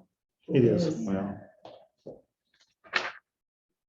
I really like seeing on pages 15 through 18, this idea of giving us, what a weekly breakdown might look like. I thought that was helpful for getting a sense of how a day might unfold. And I thought that was just a really valuable section of information and helped me get a sense of what's going on here. And I mean, when I look at, say, on Monday, we're talking about programming kicking in at, I don't know, 10:15 for an hour and a half, and then it kicks in again at 3 o'clock or so. And so it's not like it's all day Yeah. programming. Yeah, I thought that was interesting. Is there more than one definition of a medicine wheel? Well, it's my understanding each various indigenous population has its own medicine wheel. And so, for instance, the colors might even be different and some of the characteristics and traits. So when the school was working to assemble a medicine wheel a few years ago, we had to do research because the understanding we had actually came from Blackfoot culture and tradition, which of course is largely relevant in this area. So it was a little bit of humility that needed to unfold. So I think my understanding is that there are various permutations and combinations on the medicine wheel. I thought it was just one. No, there's all number, even the colors differ. The reason I ask is where I grew up, Mhm. there's a range of hills not far from that. It's all still native grass. It's never been broken. And there's still, there's a medicine wheel out there, but it's of course stone. It's all marked out with stones, and I've always wondered how it was used, what they did with it. Might be a great question to ask when we meet for Mhm. chiefs. Yeah, I'll let them know. I think there's so many fantastic opportunities for cross-cultural that this brings forward. And in my interactions with council and administration, I think there's an excitement about that. And I think that's fantastic. But I think that brings up an interesting point that, and I think we use a word inappropriately. I think within one of our motions, we use the word integration, which has a history of being used along with assimilation. I think that was perhaps a faux pas on our part to use a word that had a lot of loaded meaning in the context. I think our intention was not to do that, but I think, I certainly apologize for supporting a motion that might have offended people with that. Absolutely. But the idea that I felt and I feel is perhaps a selling feature of this development is that again and again, we've heard about opportunities for the community to participate alongside this building, this center. Obviously we have Dr. Tony here and he's a Bashaw kind of specific connection for us. But one of the things I was really hoping that this would answer for me is what other collaboration rather than integration, what other collaboration might exist with the community and what does that look like? And I mean, we certainly get a little bit of that here, but when we look at the list on page 21, it's Maskwacis Health Services, it's MESC, it's the Maskwacis Hub, Maskwacis Mental Health Services, Maskwacis Mobile Health, Youth Needs and Support, NNADAP, Alcoholics Anonymous, Narcotics Anonymous, ADAC, then Dr. Tony. And that's the only Bashaw specific community collaboration that I see built into this on pages 21 and 22. And that surprised me, given that they go on page 22 to list out every engagement with the public. And certainly they're referencing Facebook Lives that I helped host for them throughout this. But it seemed to be a little bit out of sync. And so given the amount of times we've heard about these collaborations, again, it just threw me for a loop that there wasn't more. I don't know if that's an appropriate commentary or not. Yeah, I think for me, when we put together that, I meant like, how are you going to work with the local library? How are you going to work with our local recreation providers? How are you going to work with the existing community service programs? How can we jointly do things to support one another and make the programs greater for everyone? Absolutely. So that's where my mind was. And so I'm gonna suspect that maybe there was some miscommunication in that. And hopefully this dialogue, I'm hoping we have people on the screen as well and on Zoom that are kind of hearing this dialogue to understand this, what you're talking about right now, because I think those are very important points. Yeah, and it was by no means meant to be, you know, an assimilation style meaning of integration. To me, it was, how can we all just build together? And to me, that's what reconciliation as a process is. It's a building together of new bridges and strengthening bonds. And so again, I think it was just unfortunate word choice. And I think that word choice may have, you know, created a barrier to getting at the answer we were looking for to that question. Can I ask Dr. Tony a question? Dr. Tony, without putting you on the spot. You know, so on here on page 2122, it says Dr. Tony, Bashaw Community Doctor, if needed and available. I know that your practice is full. It isn't accepting new patients. And so I'm just wondering what that support looks like for the program itself when your clinic is full. I mean, that's a wonderful problem to have. And so without putting you on the spot. Yeah, because I think a lot of these questions can be answered by Audrey and stuff, and I think these would be great questions to bring when they come maybe to meet with you guys, because I have an idea for most of these questions, but I don't want to speak out of turn. For For sure. that, I guess I can. Yeah. Yeah, we are full. We're not accepting patients outside the community. So we still accept patients. If somebody moves to the community, we will accept them on as a patient, myself or Dr. Mischek. If even for some who move to cameras, we'll continue to see them until they're able to find another doctor, because we don't want to keep them stranded. I know we keep telling people, yeah, move here or the area like Mirror or Fairtosh, yeah, we can. And then plus with the group here, I mean, by and large, they're mostly kids are mostly physically healthy, so they're not going to require a lot. It'd be colds or Yeah. antibiotics, things like that, right? Yeah. Okay, thank you. I was excited on pages 23 and 24, and I may have missed the bullet. I'm not a math teacher, so we'll chalk it up if I'm wrong. I did a quick count, and I got the equivalent of 24.6 FTE. You can check my numbers. I don't know. 24.6. Yes, you got to be specific. And so, you know, it's always exciting to see the promise of so many jobs to come here when it's laid out as 24.6. I think those numbers, we've heard different numbers throughout this process, but to see it estimated for us and even showing that a lot of those jobs seem to be highly skilled people and highly trained people.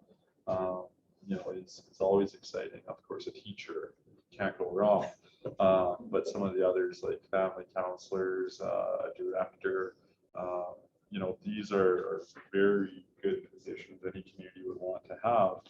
And then of course, there's a variety of, you know, maybe not entry level, but similar positions like cooks or bakers that, you know, you try to chalk that up and see what it comes out to. So I just think it's important that we stress the number that's being put on paper here is 24-ish FTE. I might interject. I have a question regarding the sentence. There will be an aggressive plan to go after corporate sponsors to grow this facility and expand on capital projects. And I guess I'm wondering, what is the big picture here? Is it to double the size? Is it to have another facility to go along with it? Is it an expansion of the facility? Like what's the That deputy mayor is just on page 23, right above Yeah, budget page 23. resource. Yeah. So what I would add from a planning lens is that you're only evaluating what's in front of you today. Okay. So if they were to expand, let's say they wanted to build another building and house additional people, that would be a new application that would have to come before council. Just like if I wanted to build a shed and a bed in a shed, then I got to come before council. So you might want to know that vision and you can ask it. There's no requirement for it. So the corporate sponsorship thing is not before us right now, is basically what you're telling us. You can ask the questions.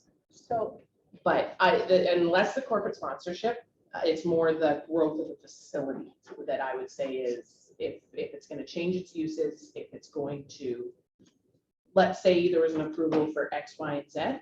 If they came back in a year or 2 years and said, oh, we want to add H, then you go, okay, we have to evaluate that, and you go through this again.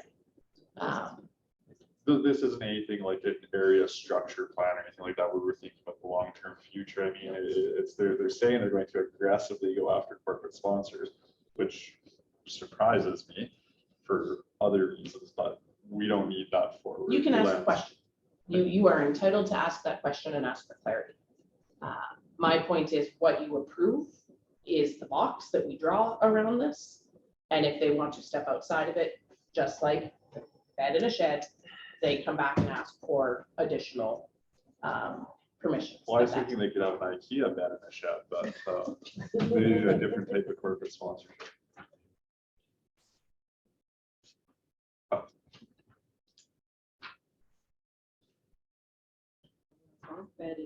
That's right. Well, you gotta get the brand. So, and I just asked Jackie this, so I'll just ask this out loud as well, just because I'm not totally familiar with the structure of nonprofits, which I believe is what we have heard that this is going to be, is more in that nonprofit sector. You don't typically go after grant funding instead of corporate sponsors, or is it? Okay, okay. We would go after, at least do go after corporate sponsors. Okay. Like any nonprofit does. Okay. That's what, when you get asked, Sure. you're a corporate sponsor. Okay. When you get asked to donate. Sure. So that's what they do. And then grants obviously is nonprofit's best friend. Maybe survive.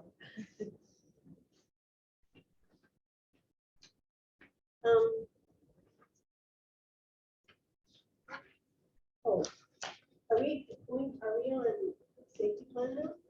I was gonna stop on building access plan first before we get to safety plan. Okay. So we're, This is- We're on 4-ish. we're wrapped up on 4. Oh.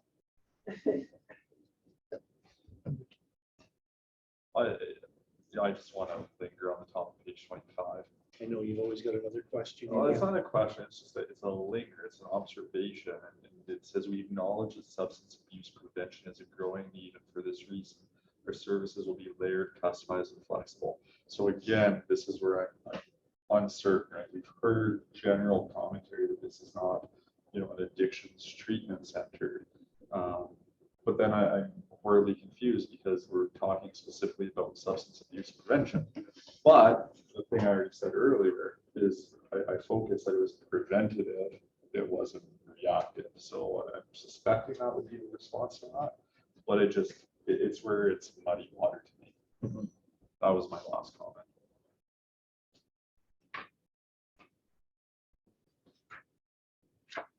I think language is so important because we can all read exactly the same thing and have a completely different understanding of what we read. Yeah. Completely. So that's why it's nice to have be able to ask the questions and get the answers from them, because then we'll understand it better. Yeah. Well, it's just like me thinking corporate sponsors for nonprofits, right?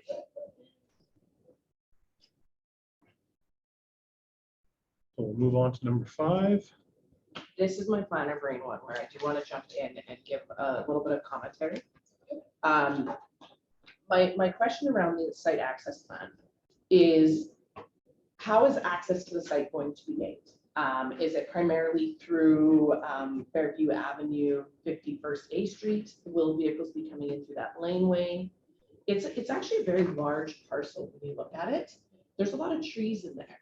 And so with the idea in here, I've read that overnight stays are mandatory. I've also read that it's voluntary and it's not mandatory. So how is the site access being controlled? And how, back to those visitors, how are people coming in and off that site? And how is the access happening? Is it being monitored? Is there going to be fencing that limits access in and therefore out? Is fencing even a good idea? I don't know. And then that leads into the next step on all the on-site and off-site safety. So that I think it's just, my planner brain is looking at the actual physical site. Because you can go through there, you can go through that main way. And on feet, you can get in on a lot of that Oh, and site. another main way as well, yeah, that's right. There's a few different. And there's a lot of trees in there, there's a lot of, in my planner brain, in that septet idea, which is crime prevention through environmental design, when you have a large area of trees, you don't have eyes on that. And it's in the back, so there's no residential eyes seeing that. And even access from the site onto the neighboring residential properties. How is that going to be looked at? Is it going to be looked at? So it's the movement of people on foot and vehicles and I guess bicycles, any way of getting around that's where my mind is on that one. So So in the back there, is the trail go back behind the building? So Yes, like the bird trail. people could walk, like children, okay, Quite nice. yeah, I've not been back that far, so. If I may, Mr. Chair, the bird trail actually kind of loops, but then also there's kind of a spot up on the hill that is near one of the residences there that you can actually, it's kind of like a bit of a deer path where you can cross over into the nature trail and through that area and stuff too. And so it's quite remote in there, but also, like, I know those residents in there, you know, dare I say, they have deer quite often eating their yard, so they have it kind of fenced off and everything, but you know, it's definitely very remote back there. So if a fire or something was to occur back there, you know, organically or not, could present a challenge for access for fire response. and on the opposite side of that, I imagine there would be great opportunities for connection with nature. So, and from what I hear about the trail system, there's people who are already using that trail system. So again, that integration of uses on the site and how is that happening and being managed? Well, and that's where things like conditions become possibilities too, right? You mentioned, was fencing even a good idea? Well, that was one of the things that I had.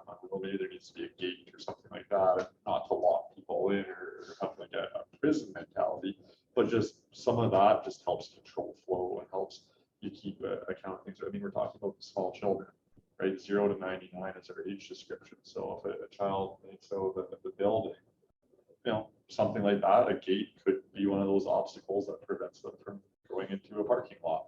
So you know, is that the type of thing that we can entertain? Can we create conditions like, you know, there should be a gate of a certain height or? We can. The biggest thing about that is knowledge of knowing that it's the right type of fencing. Like I know for a daycare in an urban center where there's outside play spaces, there's a lot of rules around the type of fencing you put there. I don't know those rules, but normally the applicant comes in with that information and then through their approval process for their grant, their accreditation with the province, I assume that that's looked at that point. But Thinking of the space like at our gate there, it's greatly enclosed. yeah. Yeah. But I think all of this gets to that safety point, which is next as well, that on-site and off-site safety.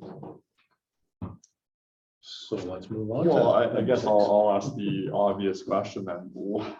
Why do we need, you know, an on-site safety plan? Is it reasonable to require something like this before we even approve the thing? I believe so. Is there a rule book that tells you should or shouldn't? No. Council has the ability as the approving authority to waive any requirement. I'm making recommendations and suggestions. I am not telling you that you have to do something. That is the beauty of this. You have 5 individuals who will collectively make a decision. And so my recommendation would be that you do want to know, with the mix of uses that is happening on this site, an on-site safety plan in my mind is looking very specifically at how is the site going to be safe? So from controlling who enters, as Councillor McIntosh discussed earlier, a lot of them have very strict visiting. When we look at the addiction treatment centers, they have a lot of strict visiting hours. They have a zero tolerance for bringing in illicit alcohol, drugs, weapons, zero tolerance.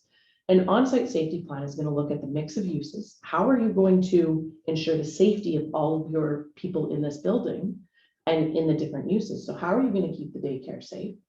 How are you going to keep the 5-year-old who's spending a night or a month there safe with multiple different families and different people? Again, in a school system, which we've talked about quite a bit tonight, because it's something we all understand, I can't volunteer in my kid's kindergarten class while being supervised by teachers without a police check. How does a facility, from a safety perspective, I don't know the answer to this, so this is my question. How do they control the safety for everybody in there with these different ages and these different life experiences and these different histories? How are they going to require police checks for anybody staying in there? These are what a safety plan addresses. And for me, in my recommendation to council on this one is, these are components that you guys want to know are being looked at in advance of issuing the permit. You could wait, you could condition it. That is an option to you. I feel quite strongly, because of the unique mix that is being proposed here, that an on-site safety plan should be prepared that looks at all kinds of things. It should actually probably be prepared by a qualified professional and potentially in consultation with our local RCMP, so that they are getting input on this to say, you know what, I think that this would work, or, oh, hey, guys, I think that if you're gonna have a daycare here, you need to do A, B, C, and D. I'm not a safety expert at all. I locked my car, as an example earlier. He didn't check. I take my keys out. My car in front of my house has been broken into more times than I'd like to admit, so I put cameras up. So I locked my car. That's why you don't live in a city. FYI, big city.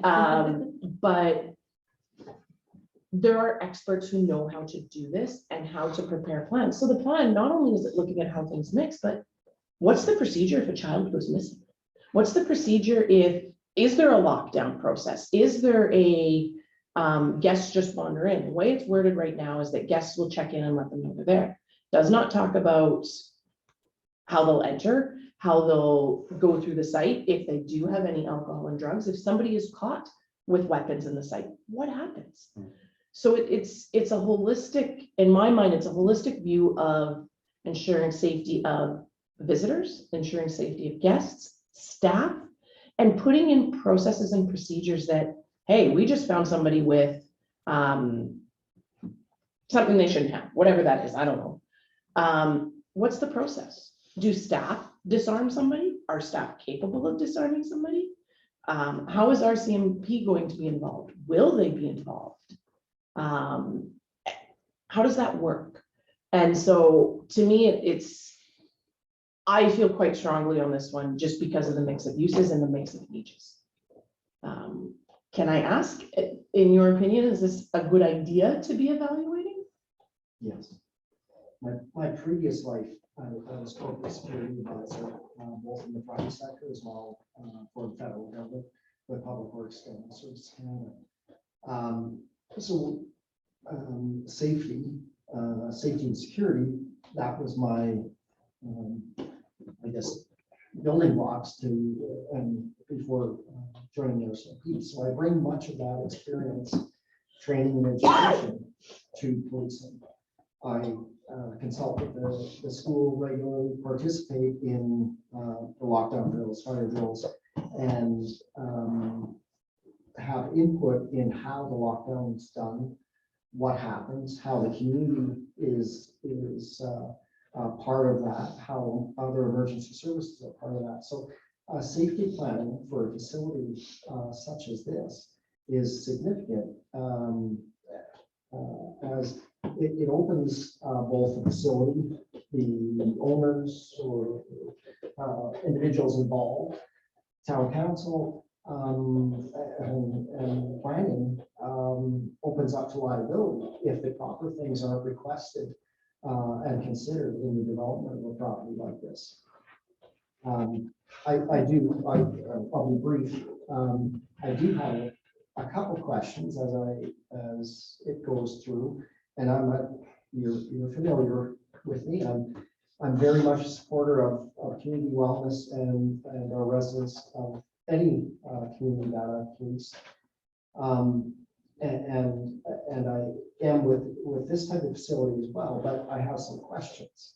One would be, and it's referenced throughout, that is this a treatment facility, recovery facility in relation to addictions? Because with that, and all due respect, Doc, there are health things that come from addictions, recovery, and the effects of any type of addiction. When we reference in their solvents or any of those type of addictions. In addition to, of course, addictions, there's a mental health. Usually the primary underlying issue is that there's some type of mental health that's causing or playing part in the addiction. So the infrastructure to support that type of treatment in the Bashaw community, I would have concerns with not having a hospital in the community itself. We do have a health center, of course, but that's not 24 hours and doesn't have access to. We don't have 24-hour access to a medical facility and things that come along with a medical facility. One of the second areas that, as I listen to things come in and we talk about, fencing and access control. Well, one of the things that I would ask would be, when I say, is it a secure facility, i.e., when individuals come in, are they required to stay? Or is it a voluntary stay? But even as a voluntary stay, let's say they're there for 30 days for support. If they were to leave on day number 14, what would the staff do in that facility? Would they, that's okay, they've left and good luck? Or would they be considered a missing person? And would they then be contacting the RCMP to report the person missing? Because then that provides a different aspect to us and considerable resources. Because what happens when we have a missing person, a missing young person, a missing person that has challenges, mental health challenges or addiction challenges, that becomes a significant risk where the RCMP must respond and must do everything we can to ensure the safety of that individual, locating that individual, returning them if required, or assessing the risk to this individual out there. And we cannot not carry through until we've done that.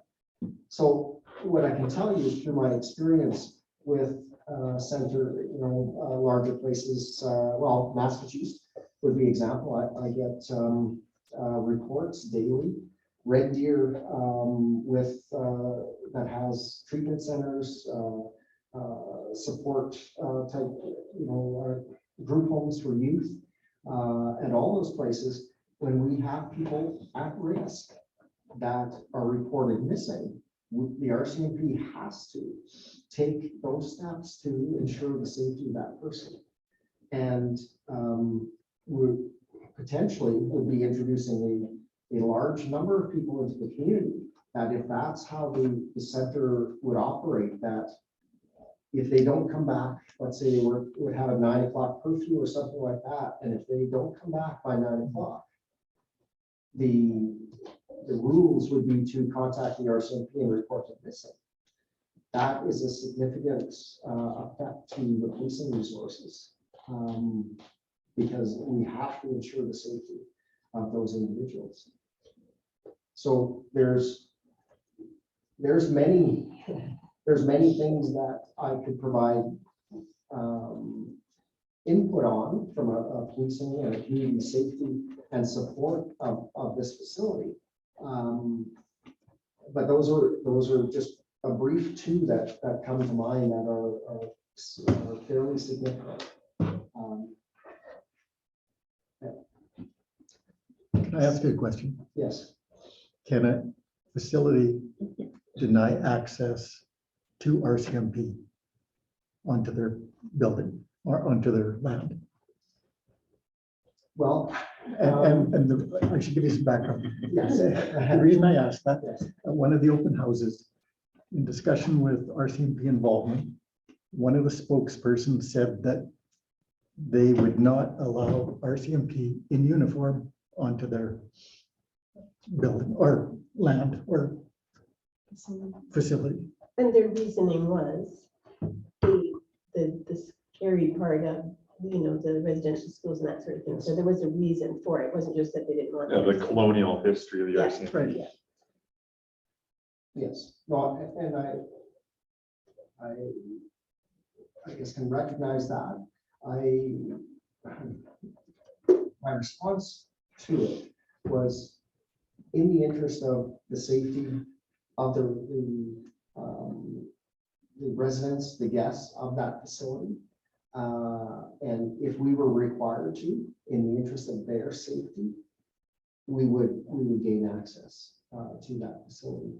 If we were requested to respond to, that's a rather a statement where it says, well, the RCMP won't be allowed. But, well, what if you call us? What if you need us? It becomes rather difficult to engage and support when, well, you can't come here. But if we call you, well, then you can come here. Well, there's some issues with that. One, familiarity with the building, with the residents. What are we going into if we're called there in an emergency? So I would hope there would be, collaboration between the facility, the staff, the residents, and we would be part of it. I recognize, the concern, but I don't think it's something that we couldn't work together and overcome and come up with some type of solution. But the safety of the community, and they would be obviously part of the community. The safety of the community would be first and foremost, and I would strongly suggest that we would need to be part of that. The risk to the facility, I think, would be significant if we weren't involved. Yeah, and in that vein, when I see, I know I'm on set 7, but there's a description here where it talks about both Massachusetts RCMP and Bashaw RCMP, but doesn't indicate. So that's kind of weird for me. So one of I think it was further down, they actually have Bear Hills, and then the first line of call was Massachusetts RCMP. Is that an RCMP? Is it an RCMP or is it a private police? It's our. It is RCMP. So I don't know that doesn't seem like that would be effective. And it can't be. Yeah. That's not how the RCMP operates. Okay. And So that's that we are the Bashaw RCMP or the policing service of this jurisdiction, okay. including anyone. So that- Massachusetts wouldn't come over. No. here. So that No. would be taking their resources out of their community Yeah, to a different community, and it doesn't. that doesn't work. No, it doesn't work, and then we get into all types of things, such as cost. Right. So Massachusetts RCMP are paid federally. Here, it's not, well, provincially now. And municipally. And now municipally. Basically. Oh, that's a sore spot. So, there's some considerations that facility you have to look at that if, and let's go down the path that if it was, let's say, an extension of Massachusetts, well, then does the policing in relation to that facility does that have to be considered that there's funding of RCMP positions? Federal funding of those positions. And again, that's a rather complicated thing because it's the town of Bashaw. In my mind, you know, if, yeah, that's a complicated one, but when it, and I haven't seen that where it's referenced that way, but Massachusetts RCMP, unless I was told otherwise by K Division, would not provide policing services here in this jurisdiction. So if I may, if I'm understanding correctly, and please correct me if I'm wrong, the caller doesn't get to call the division or the municipality, the RCMP branch. They call the RCMP. You dial 911. Dispatch says, oh, you're in Bashaw. Yes. Bashaw responds. Now, if it was critical, you bring in other resources. You used an example where you brought in Yes. other resources for a significant event. You do that. But for a random call, I don't get to pick up the phone and say, I really want Constable so-and-so to come. Correct. You guys would probably say he's busy. No, and it's a great question. It's, you do not get to choose the detachment that you prefer. You have the detachment of the jurisdiction. I want to jump in on Deputy Mayor Guest's comments because a number of us were in that public meeting and it was one that I stood up and said, I want to weigh in here. I want to echo some of my comments because there are very few people in this world that I have more respect for than our staff sergeant. And I suspect he knows that our history goes back more than half my life, which makes me feel old. But the reason I've known the staff sergeant for so long, and I think it's going to speak to something he touched on earlier tonight in his own presentation, is because he was integrated as part of my school. And before we were having discussions on, colonialism and those pieces with policing, the conversation was school to prison pipeline, right? Schools and police were not a thing that meshed well. And even to this day, we still get some resistance from that. And over the course of my life in two very different settings, I'm happy to say Staff Sergeant Holiday has been in my school in very different contexts. And so as a student, right, it was very reassuring to have officers like him that were not just, within the school, but around the school. But then when I come to Bashaw here and just a few months later, he stalks me and follows me in and makes it awkward for me when he's shaking hands with the principals. Oh, I know that guy. I swear I'm a good fellow. Earlier, the staff sergeant talked about community policing and going back to community policing, because I think we can all agree that perhaps for the last few months, we've missed that. And one of the things that I stood for and still stand for as a community policing model is one of the most effective ways to build capacity. I mean, when Staff Sergeant Holiday talks about our wellness team, it's my understanding you've got a circle of support in Stettler. You've been there, 6 months, 8 months, whatever, and he's already taking our models and applying them in a new jurisdiction. And what I see, and I was happy because I saw it last week, is under Staff Sergeant Holiday, the police were part of the fabric of our school community. And I swear there's relevance to this because throughout COVID, generally speaking, the RCMP were not particularly welcome into our buildings with health guidelines. And this last week, I saw entering the school, and the breakfast program is once again being administered by our officers. We had a student that was new to us since COVID in grade 12 and was just freaked out. Like, why are the cops here now? This is bad. But clearly in this person's life had negative experiences and interactions with the police. And the conversation that, look, this is the way we do things here. This is community policing. This is how Bashaw RCMP works. This is how Bashaw School works. I'm going to go introduce you. And you're going to get to know these guys. And it's going to be good for everybody. And I bring that up fully aware of the colonial history. I teach in grade 7, I teach in grade 5, I teach in grade 9, grade 11, grade 12. It's all over my curriculum. I'm very aware of the colonial history of the RCMP. I'm also aware of the school to prison pipeline, the idea and analogy. And the one thing I stood for in that public meeting, and I'll stand for it here right now, is there's a way we operate at Bashaw. There's a way that community policing model works. And it works best when the RCMP are at the table as partners, giving their full advice and input. Take a walk with the staff sergeant sometimes. You'll never be able to go into a crowded space again. You'll be watching over your shoulder, you'll be counting exits and people and everything else. This is a guy who takes his job very seriously. And I have every reason to believe everybody he works with does as well.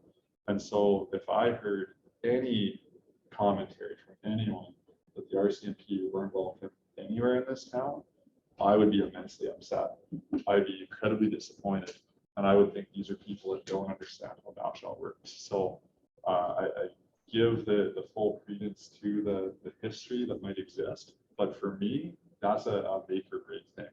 If the RCMP is not at the table, I have no path to proceed. I want to absolutely agree with you. And secondly, I got slammed in social media about saying that that's not how Bashaw operates, but it really is how Bashaw operates. And the community policing in this community wouldn't understand because they don't not privy to all of the individuals and families and people that have had to be served by our wellness center. But really, without the community policing, honestly, you would have a lot more things we're dealing with in this community, a lot more. And it's critical to anything. And so when we're looking at this, I'd like to see that.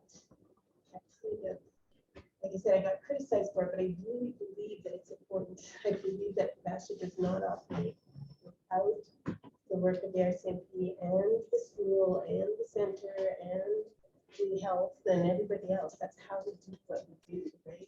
And it's not, we've got data to prove it works. And, I think it's important that that be a part of it. So I think what I'm hearing again, going back to Kyle's word, is that collaboration. Yes. That is, and I've learned that working with you guys on this project and when I worked with you guys years ago. It's about collaboration. Everything I've heard from this council and this administration is we want to work with. We want to enable our residents, new residents coming in, and we want to set everyone up for success. And I agree, the word integration that's been used is probably not the word that was meant. Collaboration is a much better word. And I'm hearing that again. And collaboration is different than cooperation, because cooperation is we agree to get along. Collaboration is we work together, and there is a big difference.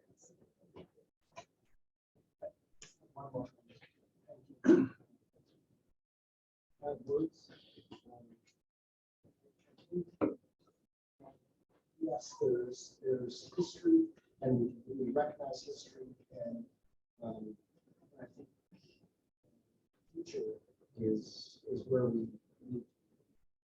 And that's working together piece for the future.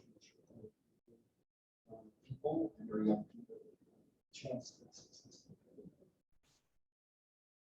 I want to piggyback on a comment the staff sergeant made, and I know I'm jumping ahead, but I want to go to page 37. It's in highlighter blue.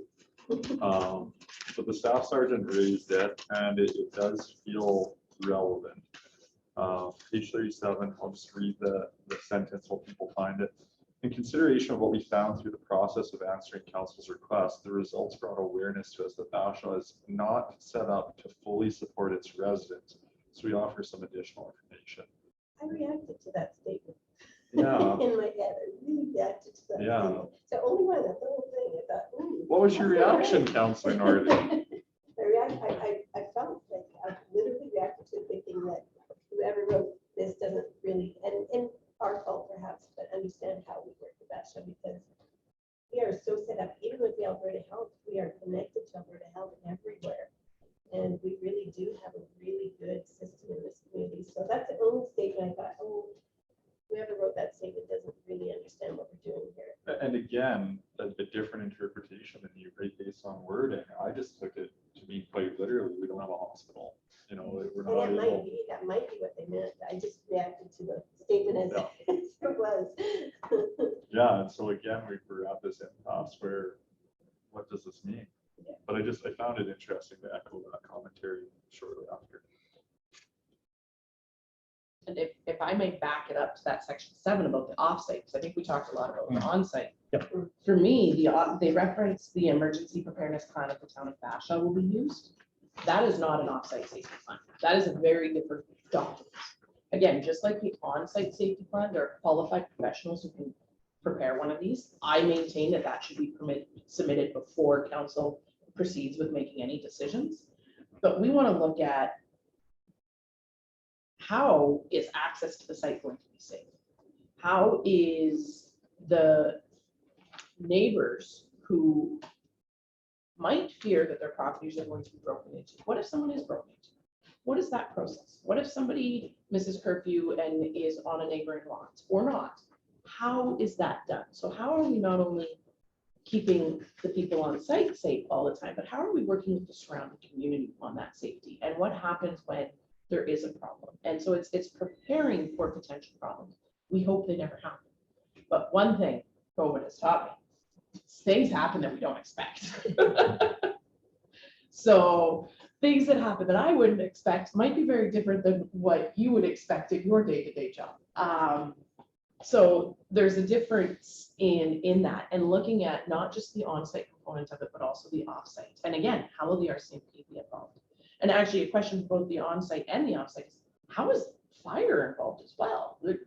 There's chances for fires. You mentioned that in the bushes in the back, what if there's a lightning strike fire? What if there's a bonfire that gets out of control? What are these plans and how are we going to proactively think about them? And so, and if crime does become a bigger problem, especially around the neighboring properties, is the facility going to do anything to help with that? Will people who engage in crime nearby be allowed back into the facility? As it's proposed right now, it doesn't appear that it's a lockdown facility. It appears that people can come and go as they want. So if people can come and go as they want, is there going to be additional crime in the neighborhood? I don't know. But what if there is? And that's the type of thing that these plans should be looking at. And that is, I just want to say, very different than an emergency preparedness plan for the town of Bashaw. They're not one and the same. So to ask the question about what you said, about what you said before, so what you're saying is that there's safety plans, like these are like emergency preparedness, but when we're talking about safety, we're talking about where something goes wrong. And then how, so what kind of plan is that? Not just a general. There are people who do this.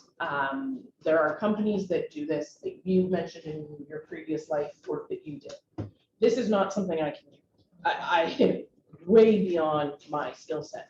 I always say the thing about a planner is we do a million different things. We know enough about everything to know when we need to say, hey, you need to talk to that person. Right. But don't talk to me about it, because like I said, I lock my car. And those things I do, and I picked a daycare for my child that I knew had procedures in place that didn't let anyone walk into it. But that's my knowledge base. I'm a land use planner. I am not involved in safety. Just like I'm not an engineer when we talk about the TIA. My knowledge is to say, hey, we have a TIA, we've asked some questions. We need to get the right person to review that, to look at. It's not. You know, I have to wonder if Bear Hills actually has thought about that, because when you talk about having the ability to come and go as you please, I wonder if they've thought about that. I'd like to ask them that, if they've thought about the fact that it can cause them problems, not even just, you know, is that, what if it's somebody they don't want to be in there? What's the plan then if they didn't want somebody in there? Because otherwise it's like a public facility, you can't really stop somebody from going, right? And for me, and I'll point to you again, because you're going to be able to probably articulate this better than I can. When I look at use of a space that appears to have some element of drug and alcohol addictions and children, it makes me nervous. It makes me so incredibly nervous. And how those uses exist together in a safe way. I don't have an example that I can point to where I've seen that done. Is there? Have you ever come across something like this? And am I just worst case scenarioing it and being very paranoid? I don't know. But I know enough to go, oh, that's an alarm bell. I'm not aware of any facility that would provide this encompassing of services where you're taking an entire family. And I'm not saying it's wrong. It's a very unique way of supporting, because obviously the family is affected by addictions or challenges that people have. But you bring up a very good point. It does create a element of risk that has to be considered when you're having a number of different things take place under one roof, under one facility, i.e. a daycare with treatments of addiction, recovery from addiction, a facility that whether it's a secure facility, and when I say secure, I mean locked facility versus a open facility that people can come and go. Again, if it were an open facility and you have a element that comes into the facility because there's an addictions aspect in there. What I can tell you through my experience in the city of Red Deer with safe injection sites, you will see individuals that traffic and control substances in that area, because individuals entering into safe injection sites, they're not going in with a prescription, they're going in with an illicit substance. And you have a customer base that is going to those centers. So if it was an open facility, they have a negative influence coming into that facility. Again, we can revisit, well, who do you call? Who deals with that individual? Who removes that individual? Who seizes any controlled substances, illicit substances, if there are? All those things have to be considered. That's part of the safety plan. Is that what you mean by safety plan? Okay. I would, the safety of the facility and of the To the residents people within, inside, yeah. that has to be. But to me, there's also this off-site component. It's not just the on-site, it's also that interaction with the properties around and working with those people who might have some fears around this. And looking at, again, if somebody is on somebody else's property and breaking in, is the facility going to have any involvement in that? Is there going to be any consequences for that individual? Or do they just come back the next day once they're let go from the police and come right back? And how is that going to work as well? So it's the on-site component, it's also the off-site component. So because of the complexity of the array of services that will be offered under one roof, this is where it's just really important to get an expert in. I would suggest that it is. What I have in front of me right now, if this weren't a direct control district and it was a typical one that wasn't in front of council, I wouldn't feel comfortable signing off on this. I just wouldn't. There's just too many questions still right now. And that safety piece, amongst the other pieces, the safety piece is just so critical to me. There's so much liability involved there, but it's just, for me, it's just the human side of this that we have to be aware of. Well, and if I may, Mr. Chair, council's in a truly challenging spot because, of course, you are elected officials within your community, and you're also acting as the development authority on this application.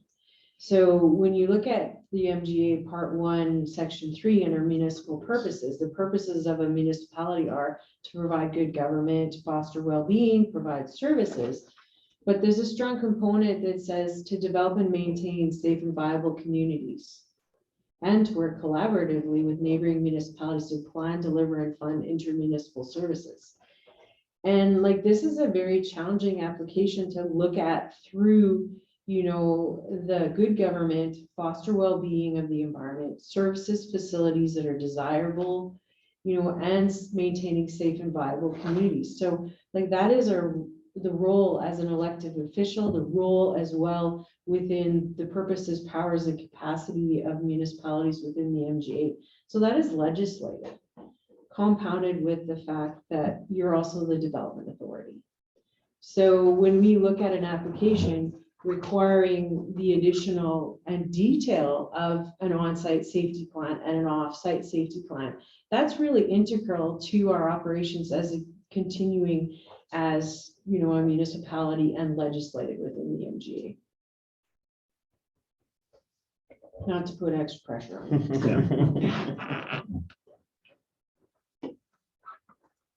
Anything else on number 7? Moving on to number 8.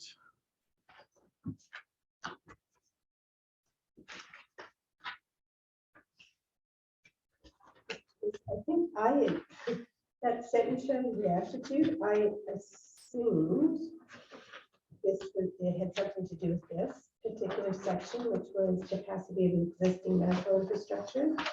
So, And it does, actually, it is in that section. is it? Yeah, Okay. page 37 is within that section. Okay. We just jumped to it. Just jumped to it, okay. Yeah, So- it's not linear. Yeah, okay, thank you. So I have a couple of questions about that. First of all, I saw all of the stuff. I'm not sure who they talk to at Alberta Health Services, but I literally have quarterly meetings with people from Alberta Health Services that bring stuff to our community and What- bring supports. What I would love to do is connect. Yeah. I feel like right now, based on this, Yeah. and I talked to Alberta Health Services as well, Yeah, is maybe help connect them with the correct person, whoever that Yeah, might that's be. what I I was suspect thinking. you would actually know that better than I would. yeah, And help build that bridge, because I feel like, again, that sentence you reacted to, I have highlighted as well, that we do have connections. AHS is very involved in this community, They are. actually, as they are in every and mental community. health is actually, as Bruce knows, mental health actually has got an what do we call it, a pilot going on here to provide mental health services to our community.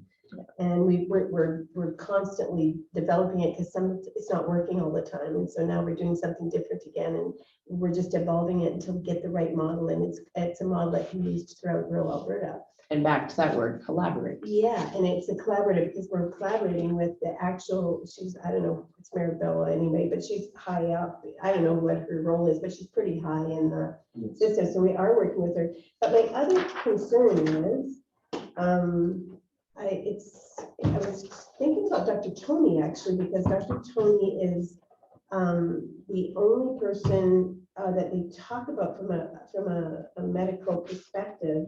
And what happens if Dr. Tony leaves our community?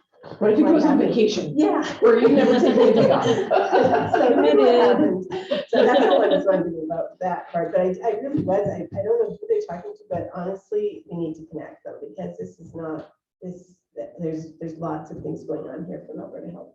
There's no hospital. If that's what it meant, then that's different, yeah. And that Don't was have my interpretation, but Yeah, doesn't mean and it's that might correct. be that might be what they're saying, but I just don't know because I know that. The community health center, and what they're getting at is that you can't go there if you're hurt and Dr. Tony's out of town. That's right, yeah. But in terms of the overall suite of services that AHS provides, I've always thought of Bashaw as like a weird science experiment. We are likely one of the places that those pilot projects will happen, and right, we're the laboratory in which other municipalities are looking to. Yeah. So Totally.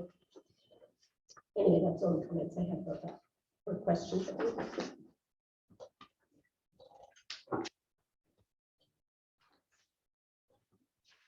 Moving on to number 9. Number 9 is kind of related to number 8, the confirmation of those providers, right? And so I think, again, there's probably a lot of opportunity for that collaboration, especially as we're able to assist in those connections, should they want that assistance.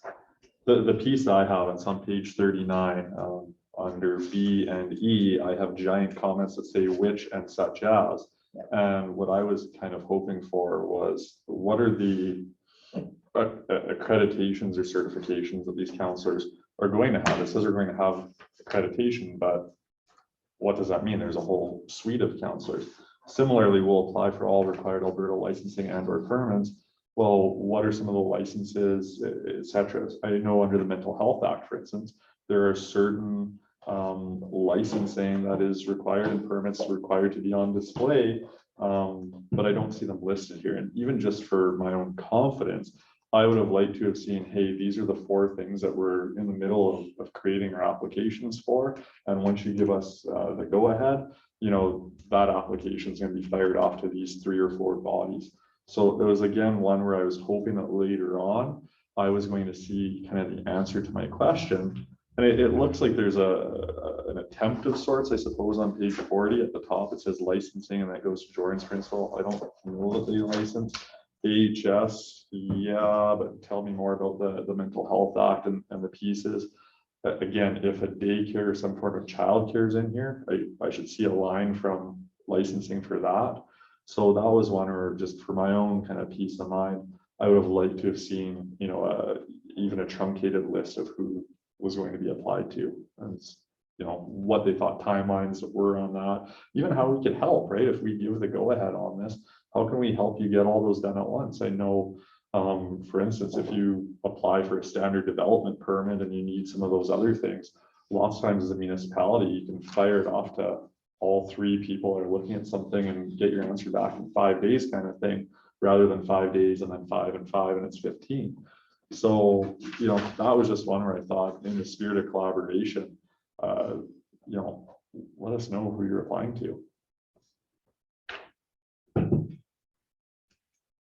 Yeah, my only concern in this section was what we already talked about, where it shows the operational, where the first line of the calls is Massachusetts Health, mental health, ambulance, and RCMP.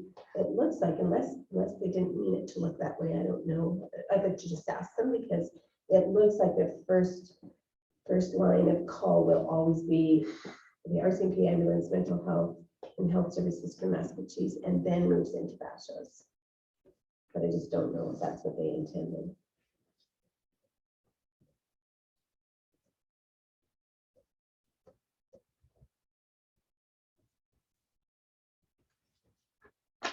Good to move on. Mhm. Number 10. We use the word integration here. I want to call that out again and say it should have been collaboration. Yeah. And it's so unfortunate that we use that word choice. And Yeah.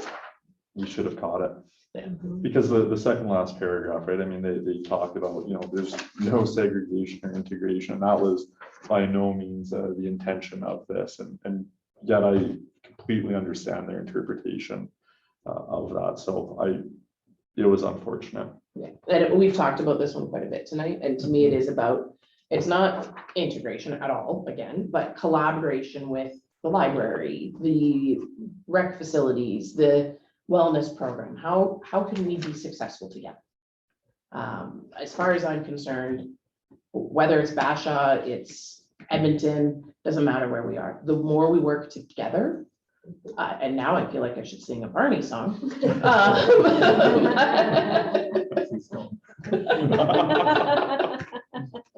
We will succeed. Our chances of success are way higher if we work together. It's actually the only way in rural Alberta we can work together. There's no other way. We don't have enough services. We don't have enough anything. We have to collaborate with each other in order to be successful at anything.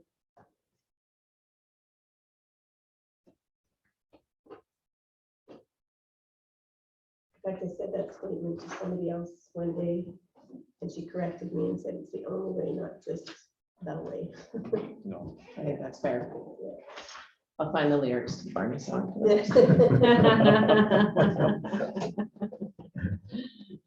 I think for me, right, and maybe I'm flogging a dead horse here on something that we've already addressed, but I was even envisioning conversations like, you know, will the arena be a desired part of this, right? Are we looking to book the arena? And there's a win-win opportunity, right? Generates revenue for the town, gets, a facility that I believe is underutilized, some more access. Like, that's the type of response that I was after here. And so I just really regret the word choice we chose, but I'm hopeful that someone here is kind of making note, right? And that it's all of those things. Who are the partners that can come together if we move forward with this to make this successful?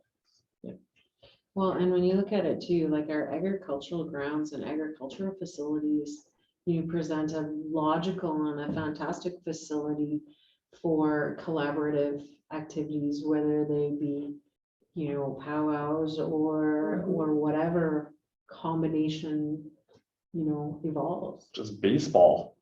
Baseball too, or like whatever maybe, right? Like it's. Well, and in speaking to, when I've been doing research on this, one of the other facilities in the province that is a drug and alcohol treatment, the collaboration that has been built between the municipality and people who've successfully finished the program, who've chosen to stay and live there, and the contribution that those people have to the community because there was collaboration and different programs that the facility ran for helping develop work skills have resulted in full-time jobs for people. And again, that collaboration piece of, if people come into the community and they love it here, they may stay. And last time I checked, you guys might want them to stay. And so helping with that collaboration and getting to know each other and working together.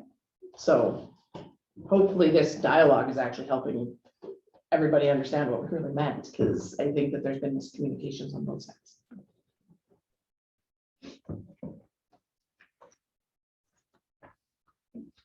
Good to move on. Yeah.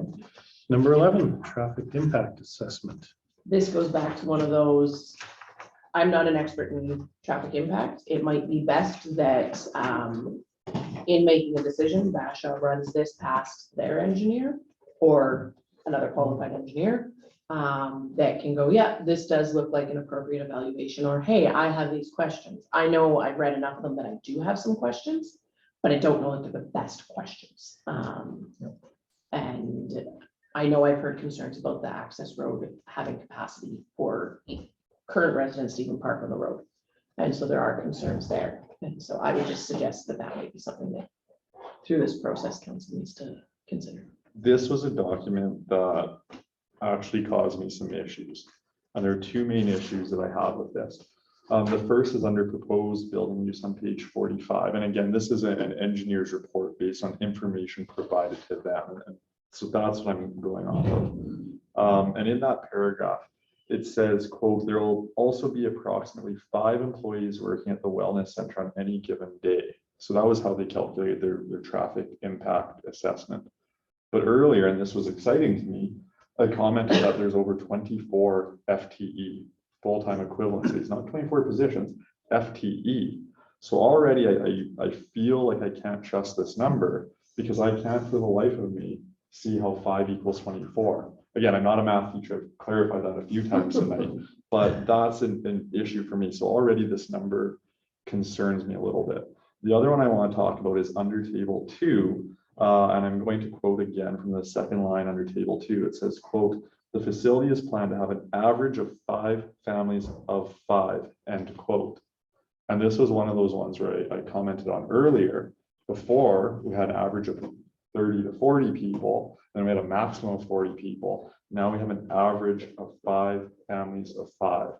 So when I look at this and I look at the rest of the document, I don't know, these engineers, they have nice little stamps they put on. I actually don't know if this paper means anything because I don't know if the information they're working with is congruent with the rest of the information we've seen in the agenda. And so while they talk about, there's likely a decrease in the amount of traffic flowing there and all of this, I immediately want to throw this out because it didn't seem congruent with the information that we've discussed this whole evening.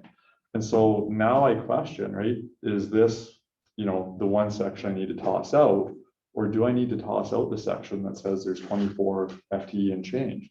Do I need to toss out the section that says there's a cap of 40 people? Maybe it's just an average of 25. I now don't know what I don't know. I'm in total confusion. And this for me was the one piece I went to. This was the part of the document that the moment we had access to this 1,000+ page behemoth that I was excited to get. Because to me, the engineers are completely neutral parties to this. They're going to provide good technical information. And yet the information before me on page 45, it doesn't map with the rest of the information I have. So how do I square that circle?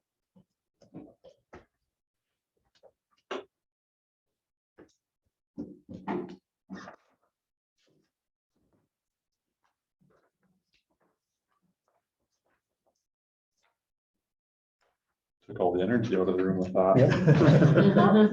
Do you know why the previous trip generation rate for senior adult housing, which is what it was the lodge before, it had lots of employees and 38 rooms, I think.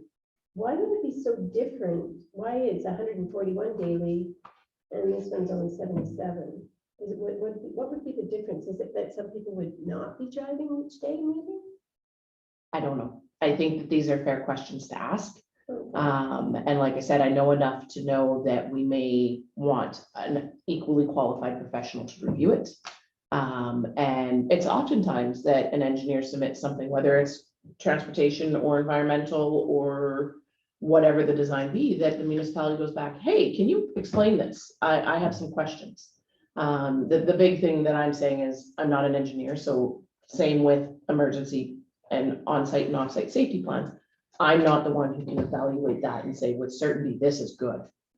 What I can say is, hey, we've got an excellent resource at our fingertips that once this is prepared, maybe he can help provide inputs as it's being prepared, but review it once we have it through a knowledge base that he has because of his profession that we don't have.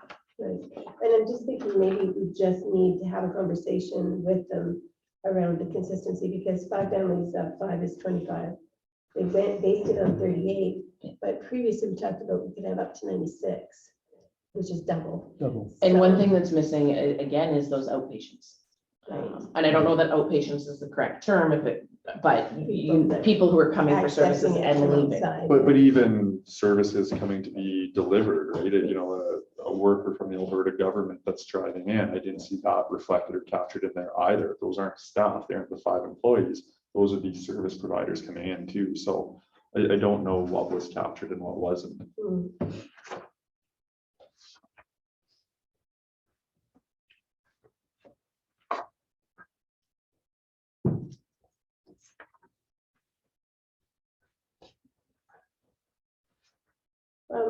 Are we on 12? I guess we are. There you go, 12. 11-ish, 12.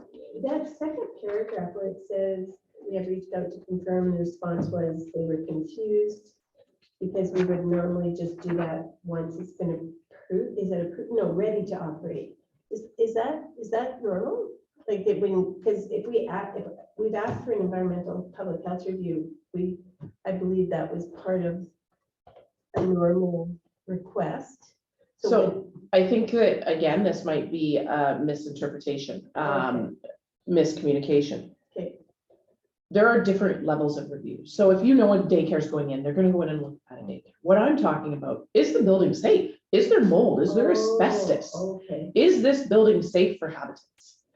My past experience working with Alberta Health, well, no, not Alberta Health, building a lodge with the municipality and decommissioning an old one. They didn't build the new lodge because the old one was safe. They built the new lodge because the old one was no longer considered safe with the mold that was in it and the asbestos and other health concerns for the residents living there. So I'm talking, this suggestion in my mind is an actual assessment of the facility from an Alberta environmental public health review is a common thing that's done. Municipalities can request it, I believe. If there's a house that's considered unsafe, they're part of the ones who go in and look at it from I don't know what the term is, when they deem something unfit for human habitation, that's part of this process. So they're not gonna go in and tear down walls and look at it, but they have more skills than me. Again, back to, I know enough to ask questions. I'm not gonna be the one who goes and does it, to be able to go in and look at the actual facility from a safety of people living in it perspective. Maybe it'll come out and say it's perfectly great. That's the hope, right? It's a big facility, that's the hope. But I would suggest that there's probably additional reviews that happen once it's determined that the daycare is gonna go here and this and, right? That stuff would be part of their approval process, just like safety codes. When you approve a use, safety codes has to go in and look at it as well. And so those are all part of the process. I'm talking about an earlier, more preliminary one. And I believe environmental public health does those reviews. If I'm mistaken, I'm sure there's private companies that do those reviews as well. But I know I've worked with municipalities and we've had environment, public health go in and do those reviews before. So I don't believe that that's, we can reach out to Alberta Health Services and confirm that as well. So, and on top of page 48, when it talks about, they're in the process of applying for licensing with Alberta Mental Health, what do we, I've never heard of that. I know nothing. Any license for what though? Don't know. I don't either.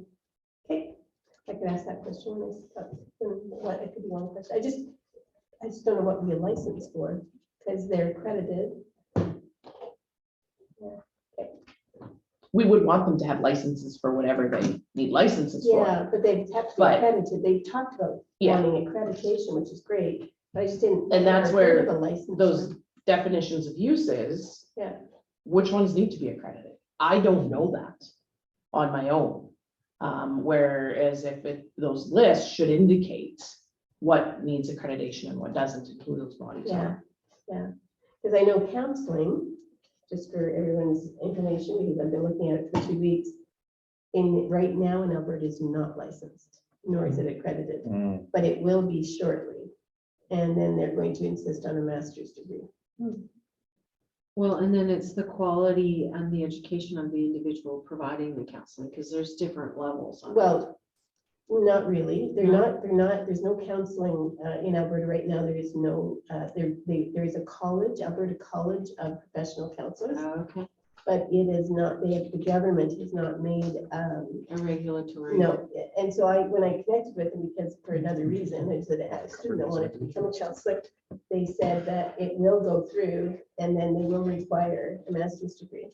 Wow. Oh, Yeah, so. And I assume that would be for public facilities and also for using benefits. Yeah, well, that was the other question that kind of popped up in my head is, in order to qualify for benefits to access counseling, what type of level of training is involved? But counseling is different than psychology or Right. psychiatry. They are licensed. It's counselors that are not licensed in Alberta, but will be probably within a year. They'll grandfather some of them in, but not all of them. They need to meet entry level requirements.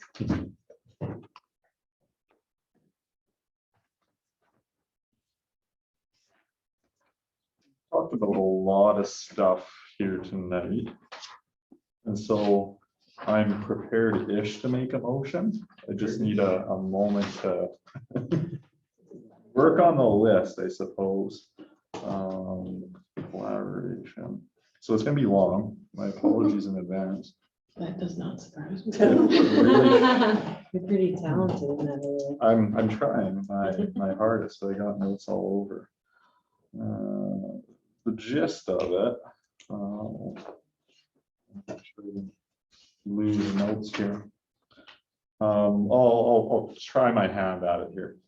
So no, lost one. What I want to do is I want the applicants, I'll explain the motion, I suppose, and then I'll try to finish finessing it.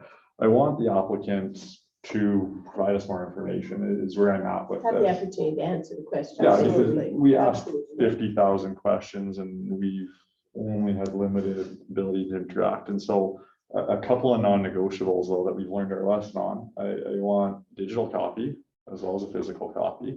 I want it acknowledged in writing that this can be publicly released. And I want to release it to the public at a given point. So those are kind of my non-negotiable aspects of the motion. And as I jot things down, I've got a whole bunch of things, and please friendly amend away if I've missed things. But I've got things like the types of uses and users. I want some more clarity on, will there be a daycare, for instance? I want to know more about those beds. So did you write them as we went? Yeah, I've been. So you've got the questions to ask? Yeah. Because just to send them to say, well, we want more information, well. Oh, they absolutely. don't know No, what it's my you're motion's asking. gonna Specific, yeah. be long, yeah. Okay. Details on the beds, and I really want to understand, is this going to be, mandatory? Staff Sergeant Holiday brought up the point of, what happens if, in this 90-day program, they're done at 30 or 14 or whatever. So I want some understanding of how these beds are allocated. One of the ones that we touched on is how do all these different uses interact? I want to be able to dig into that, right? If there is a childcare element, how does that interact with preventative addictions treatment? How does that interact with all these other things? So that's on my list. Can I ask a question on that one? Please do. An important point to me when we've talked about the interaction is not just the daycare and the treatment side of this. It's the kid, what I've read is that people staying in this facility as family units might be staying overnight, maybe not even using the daycare. And so there could be children, 2 years old, an infant, 10 years old, staying overnight, not in the daycare, but with their family. Yeah. And so to me, that's a very important piece of this. Yeah, So it's- after all those Yeah, weird okay. interactions they go, that's one. I am wondering a little bit more about some of the site access, right? And again, we've got an invaluable resource in the room with us, but perhaps this is where thinking about some of the other things I'm going to ask about here, that qualified professional gets brought on. I want to know about some of the on-site safety stuff, right? I mean, we've talked about at length the involvement of, for instance, the RCMP. How might EMS be down? One thing that's kind of been swirling around for me, or what are your hours of kind of general operation? I understand it's a 24-hour facility, but is that timeline, that daily schedule, is that a definite, it's lights out at this time, or, will there be ongoing traffic? I want to know, and again, I think we heard a little bit of this from the staff sergeant, what happens if you don't follow the rules? What happens if you're not back by curfew? What happens? Some of those pieces. So I have a lot of questions. I suspect we could gather them for the on-site aspect. We talked about some of the off-site things, and so jotted down a few things. And again, our CMP involvement shouldn't surprise anyone. But then again, I'm not clear on the outpatient access. We've heard a few times here with the outpatients that there'll be a follow-up, so many weeks later and so on. So I want to understand more about them as part of our offsite safety plan. Collaboration of guests into this community. So how do we work with the neighbors? How do we work with the arena, the library, the school, the youth center, all of those groups? The collaboration is something I'm feeling we want as part of this motion. Environmental public health review we just talked about. I think that is good. And there's one, I can't remember, sorry, what if you brought it up? I think it might have been Councillor Northey, but what happens if our medical doctor is unavailable? Is there a contingency in place for them? So I have a ridiculously long motion that I think I pieced together. I don't know if the CAO has kind of built it for me as I went, or if you want me to Go slow. assemble, I can do this.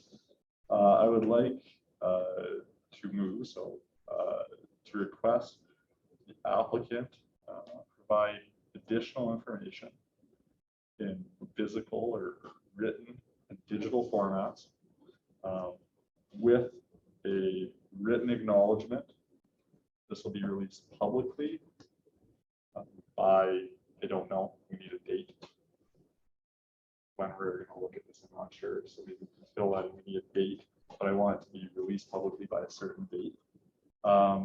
Additionally, the information should reflect, and I'll hit a few pieces here. Details regarding uses, number of users, and the type of care.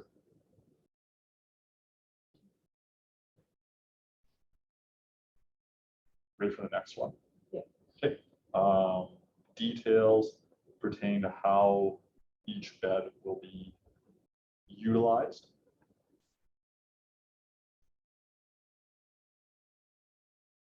When you're ready for the next one.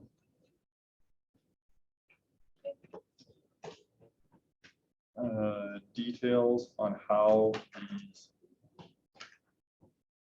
interactions between the different uses will occur.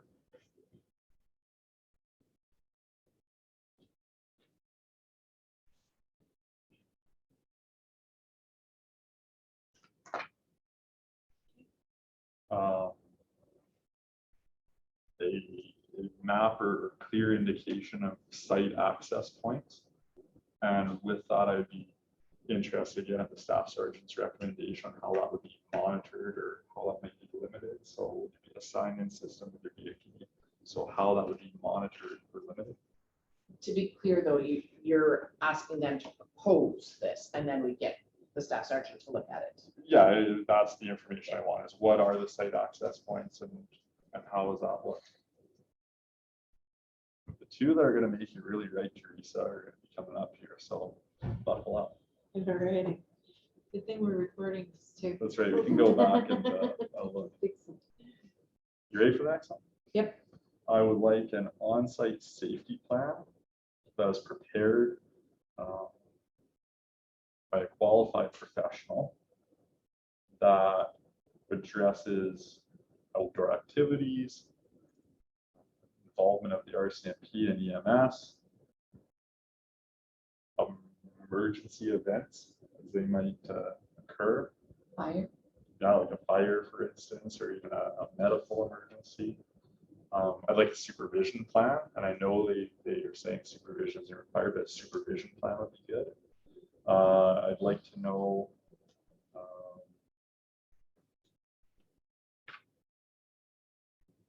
well, hours, right? When will it be locked down? What are the visitor access? Staff Sergeant Holiday's advice, I'd like to know about, the quote unquote missing person. So if it happens at 9 o'clock and they don't show up, are they a missing person? I'd like to know about that. I'd like to know what happens, if someone brings something that's contraband on site. And of course, just how all those interactions occur. That was my biggest one. Can I add a few? Please do. Friendly amend away. Well, I'm not even. Oh, She can't amend, she can suggest. I can suggest and I'll add to the list. Interaction of uses within the site. Yeah. You might have said that. I don't think I caught it. I meant it. Yeah. Managing outpatient safety. Sure. You talked about hours and maybe that curfew falls under that. Yeah. And visitor access kind of relates to that outpatient, but they're also different. Right. And lockdown process. I said all of those things just in different ways. Well done. And you mentioned contraband. And Yeah, what happens if you find it? What Like is Like contraband? a weapon or illegal. But what is it as well? Not just if you find it. What type of what contraband? would be contraband? Yeah. Because you wanted the public engagements, right? You didn't mention alcohol, wouldn't be permitted. So was that contraband in this case? Absolutely. Or Teresa. Writing. Teresa, can I suggest, like, would 3 weeks be too short a time to ask for that? I think that we can set a time frame, and then if they need more time, they can get more. So, Because like, because I think if we pick, like, Teresa will get this letter out probably in the next couple of days, so 3 weeks from Wednesday, for example, is June 8th. That would be a good, to get the information that we think. That way we're not going to drag it. I'm good with June 8th. Yeah. I got more to add though. guys. Oh, you- I'm oh, going. sorry, No, it's good. sorry. I'm still going. I thought you were done. No, I think I have 3 things here left. Okay. Maybe 4. I am wondering about the off-season safety plan, so Ms. Armitage suggested that. I really want to know about the RCMP's role as part of this, and again, I'm gonna keep harping on that. I want to know about that potential, those outpatients that might followed up with at 30 days, 60 days, 90 days. That was something I want that to consider the needs of the neighborhood, right? How does that affect neighbors? And like that last one, I think this needs to be done by someone that actually knows what they're talking about. So I would add in a caveat that this should also be done by a qualified professional, a guy like Bruce was. During their CP.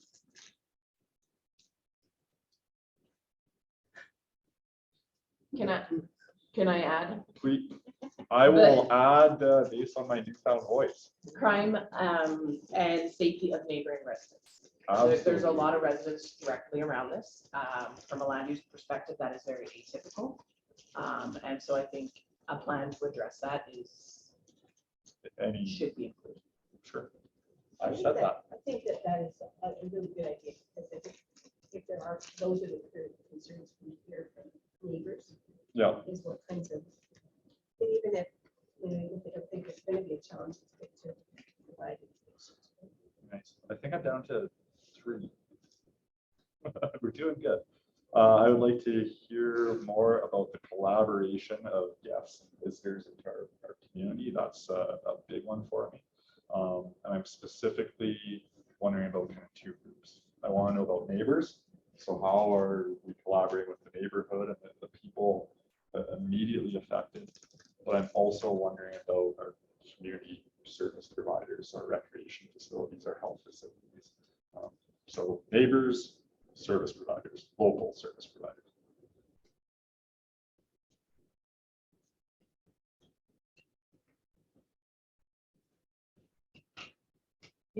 I would like an environmental public health review. Basically, the conversation seemed to be that we want to make sure it's fit for habitation. And we're concerned based on your experience with, past buildings. I'm thinking of things like mold, asbestos, that type of thing we want, but not just that, anything a qualified environmental public health person deems necessary, I think needs to be part of that environmental public health review.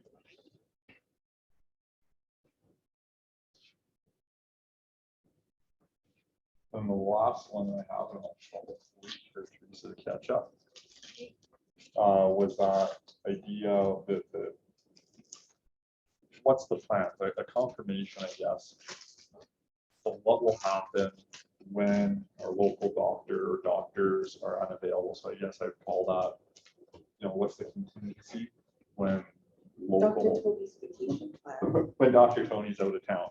That's the motion. What's the contingency when there's a gap in coverage or however you want to phrase that. However I phrased it eloquently. So to me, that would mean both when Dr. Tony's away, but also 3 a.m. Is it cameras? I'm assuming you don't take calls at 3 a.m. I thought we were gonna have a room over there. Anytime there's a gap. Yeah. That's my. I like to tell my clients, don't call me at 3 a.m. And if you do, I won't get your call anyways, because my phone won't let it through. You do that, I can do that. Yeah. So I think I might have the record for the longest motion in council history. I'm willing to, Pretty nicely. to fight for Well, that. all I can say is we asked a lot of questions. I didn't think we had that many, but we did. And I'm sure I missed something. Mhm. Well, and I think, Dr. Tony made mention earlier that, Audrey can answer a lot of these questions. So I'm hopeful that this isn't too much of a strain and that some of this stuff is information that Audrey already has in place and is just providing us with that additional communication that we're looking for. I suspect she does. Sure. Yeah, she does. And I think, a lot of the stuff here was just answering your questions, but they have a whole huge thing about what they're doing. But what I would encourage you guys, I want you guys to meet with them. I would encourage you guys to ask what they define a treatment center, what they define rehab as, and what they define these things as, because it's different than our definitions. Yeah, I'm gonna guess so too.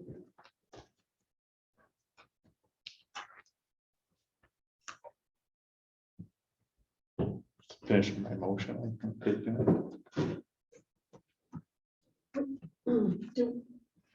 Do we want to ask that in the motion, or do you want to just ask that person when we meet? Oh, I wanted the motion, Yeah. because then it, just like with this one, right, where we have the 12 Yeah, things, Yeah. that way it kind of gives that itemized list. yeah, And then the public can go back and say, hey, this is what council was after. Yeah. And it really, I like the structure of this 48 pages we got, right, where it's, here's what we kind of asked, Mhm, and yeah. it's Yeah, in that was blue. good. And the Can answers I are- add one more item to that list? I will happily add an item, perhaps, maybe. The thing that's on my mind right now is that AHS component and that connection. I don't know if it belongs in the motion, but if we can connect those to help answer that gap, because it sounds like you know from your professional experience that the information that was presented here may not be accurate to your understanding. Well, So it's, I don't know if obviously they made those calls and they didn't get. the absolutely, I'm not information, questioning but, that. No, but they didn't talk to the people I talked to as well. I guess what I'm saying, because we do have services here. In fact, we have quite a few services here that have nothing to do with our center. And then we have services within the center with Alberta Health, like our mental health Yeah. services and that sort of thing. So, yeah. I think further details on Alberta Health Services, and as a sub note, somehow, I don't write motions, that we may be able to offer a contact For sure. to help understand. I definitely remember saying further communication with AHS where we help provide the contact. Mhm. You might have just missed it. You got a paper yet or ink? I think I got a handy dandy, notepad. From Reynolds Worth and Farm. Don't tell Brownlee. So do we have our motion? I haven't memorized it. I don't think there was anything missed. I do want to comment on, in terms of missed, as discussed at the last meeting. At any time through a review process, the Development Authority can ask for additional information if they feel they need it. This is also unique because that direct control nature of it, there's not a lot of parameters around, well, there's virtually no parameters around what can be approved here and how. So, and we know we're looking outside of typical definitions and typical projects that would come before council. So I would caution the one thing that's going to happen is that 40-day timeline you're going to run into. I asked about that. So at this point, you have not requested an extension. I'm going to suggest that you do need to. It needs to be in, yes, it needs to be in writing, and it simply states that an agreement has to be reached between the Development Authority and the applicant to extend that 40 days. It is common practice. As a rule of thumb, we don't want to extend it. We want to get development going. But when it comes to an extension on a unique application, we request them all the time. I would say as far as unique applications go, this is a very unique application. And so I would have no hesitation requesting an extension. You can request one for however long you want. And if it turns out that you need more time, you can request one again. What happens if the applicant says no, is it's deemed refused. So And then there's no appeal. there is no appeal because it's a direct control and it's council. So I would suggest that I've never had an applicant say, no, I won't give you more time. There's a vested interest typically from both parties to have more time to go through it. But there is the possibility they would say, no, we want you to make the decision in 40 days. That sounds like a motion I'm going to have to make after this motion's attended to. And so, yeah, I think that I heard June 8th, I was gonna say July 8th, but June 8th as a date. I think you're gonna start to push up on that. Actually, somewhere around June 8th is gonna be your 40 days anyway, so. So is it? 11th, I believe. So if we made it 60, 90, I guess longer doesn't. mean- We You can, can we do can it worry quicker. about that motion when we come to that motion. Let's Yeah, just I get this one. Councillor McIntosh has a motion on the floor. Okay, so I have the motion reflected as moved by Councillor McIntosh to request the applicant provide additional information in writing in hard copy and digital format and acknowledge the materials will be released publicly by June 8th, 2022. Additional information should reflect the council discussion held on May 16th, 2022, and should include greater details on more details regarding each use, including the number of users, type of care required for guests, etc. More details regarding on how each bed will be utilized and confirmation of mandatory stays or not. More details regarding the interaction of uses within the site. Clarity indicating site access points and how access will be monitored or limited. On-site safety plan prepared by a qualified professional, which at minimum addresses interaction of uses within the site, outdoor activities, involvement of RCMP and EMS, emergency situations, restriction of illicit drugs and weapons, detailed supervision plans, lockdown hours, visitor access, and consequences of not following the safety plan, managing outpatient safety, curfews, missing persons, etc. Off-site safety plan prepared by a qualified professional, which at a minimum addresses crime and safety of neighboring residents, RCMP involvement and outpatient access, etc. Collaborating of guests and visitors into the Bashaw community, specifically addressing interaction with neighboring landowners and existing community service providers, i.e. recreation and social services. Yeah. Environmental public health review to confirm the building is fit for habitation, including but not limited to items such as mold or an asbestos. Confirmation of relationship with medical professionals when required and contingency plans in the event local doctor is unavailable. That's exactly how I remember saying it. But there's one more. AHS. AHS Okay, sorry, I missed that one. consultation. So that was AHS consultation. Further elaboration on AHS opportunities for collaboration within Bashaw. AHS. Yeah. I feel like we said it better earlier Yeah, in your yeah. voice, but Lost it. Clarification might have been in there. Yeah, clarification. I have clarification of local AHS services. Yeah. Town may be able to provide additional contact information. I remember saying that. Yeah, that one really Clarification on confused me because local we've got a physio AHS. clinic, we've got a lab, we've got an X-ray. Pyro, it's Yeah, lots, yeah. I go to the lab. Yeah, we have an ambulance in town.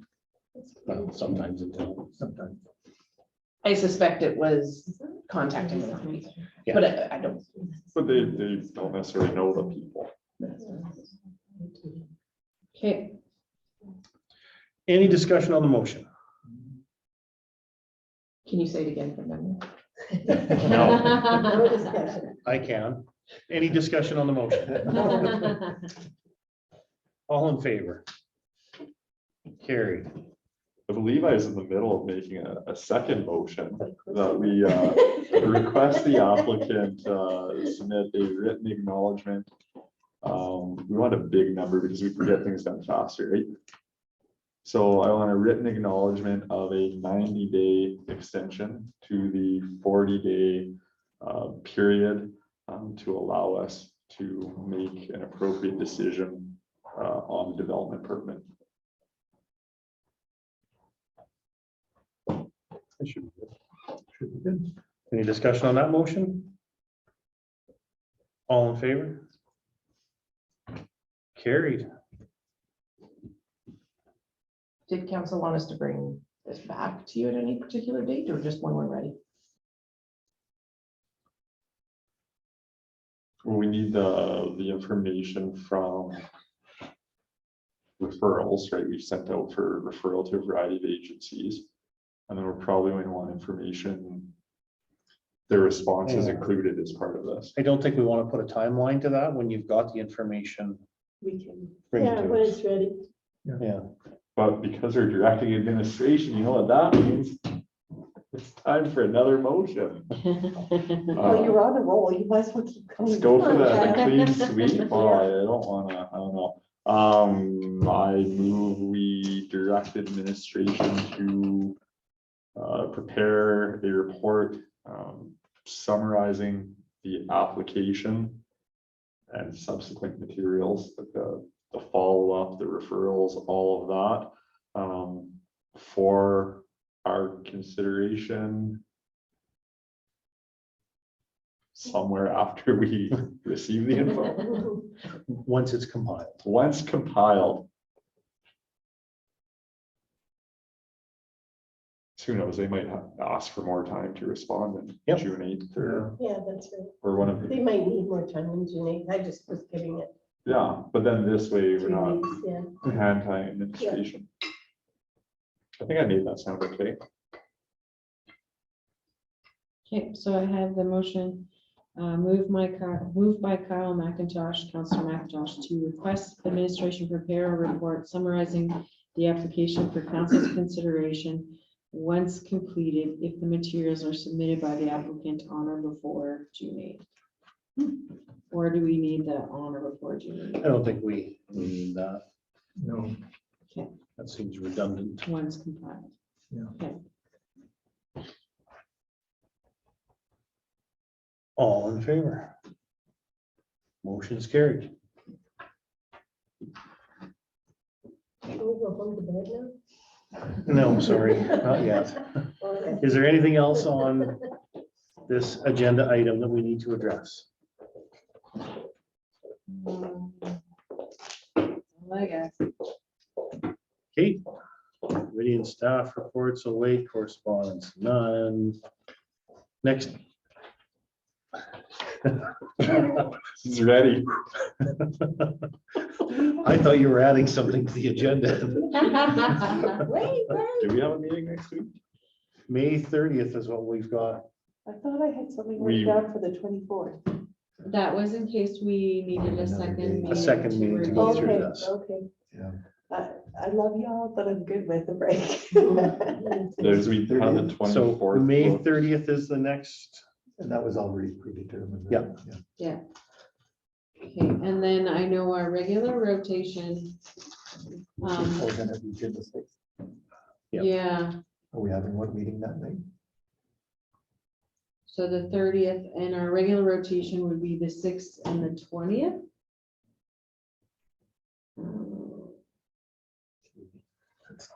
Do you wanna? Back to back. Yeah. Can you actually get an agenda out in that? Or do we just need one meeting, June on the One meeting in 13th? June. I know the 13th I'm unavailable, unfortunately. Then that would push our second one to the 27th, and I'm unavailable on that one. Go fishing. what's happening on the 20th? Excellent, where? South northern Saskatchewan. Sorry, like, It's the meeting we do it's on a, the 30th, it's still a drive, and our regular rotation is the but following it's- week on the 6th. it's up there. I'm So sure I it is. suggested only That's having probably on the one really good meeting, fishing. but who's It's the available. sixth So we largest do lake in one meeting on the Saskatchewan. 20th. Do you want to deviate from our rotation and try the 14th of June? Could do. Yeah, June I don't is know, what's your very busy. schedule like? 14th is better. What are we talking about? 14th. Follow-up meeting, I guess. The 6th basically puts, are we still in? Yeah. So I was looking at, well, initially our rotation was the 6th and the 20th, but because the 30th is our next meeting, that puts 2 meetings in a row on a Monday.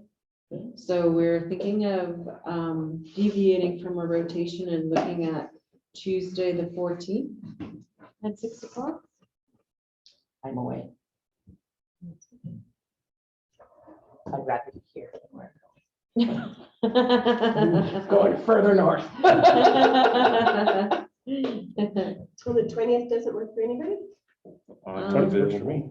We can make the 20th You're work. unavailable, I'm Kyle? unavailable. What on the if- 20th. Oh, you're unavailable? Isn't that Listen, our you, normal? you're welcome to part. Wasn't that our normal meeting?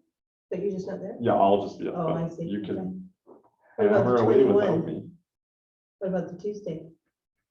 Is this to bring back? No, the Just our seats- meet council General. meeting. For Oh, The next regular meeting. council meeting. Would I be needed at that meeting for my I schedule? guess it depends if, what information we get back. 21st, If we get, Indigenous Peoples' Day. the summer It solstice. is, it's a long one. I guess my comment would be if we get information back on the 8th, to prepare an actual written report is going to take some time.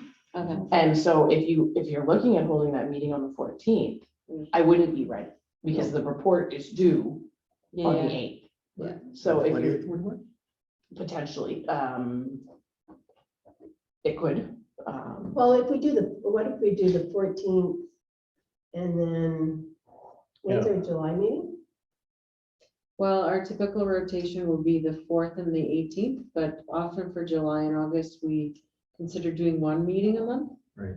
But, Well, why don't we do one meeting in June, just do the 14th and then not do another meeting until July? that's what we were Yeah, throwing around. that's what I would do. Yeah, 14th? What is like that? June 14th, I think put that in there, 'cause I'll end up so I guess I throwing need a it in motion on top of topic out of and then the July rotation. the 4th. Who's making a motion on? I'll make a motion to June the 14th. We can probably decide July that time. Yeah. we could. Sure. Okay. And then that would be the report one in July. right? We'll have a better idea of what we got. Yeah. Okay, Okay, so our June council meeting will be on the 14th. All in favor? Motion is carried. Brian, I believe you want to make a motion. I would like to make a motion. Motion to adjourn. Adjourn meeting again? Yes. Why do you always get to? Comes with. He was fat, his hand was like this 10 minutes ago. Are we in favor of that? I am. Carried, all done. Thank you, Good meeting, everyone. everyone.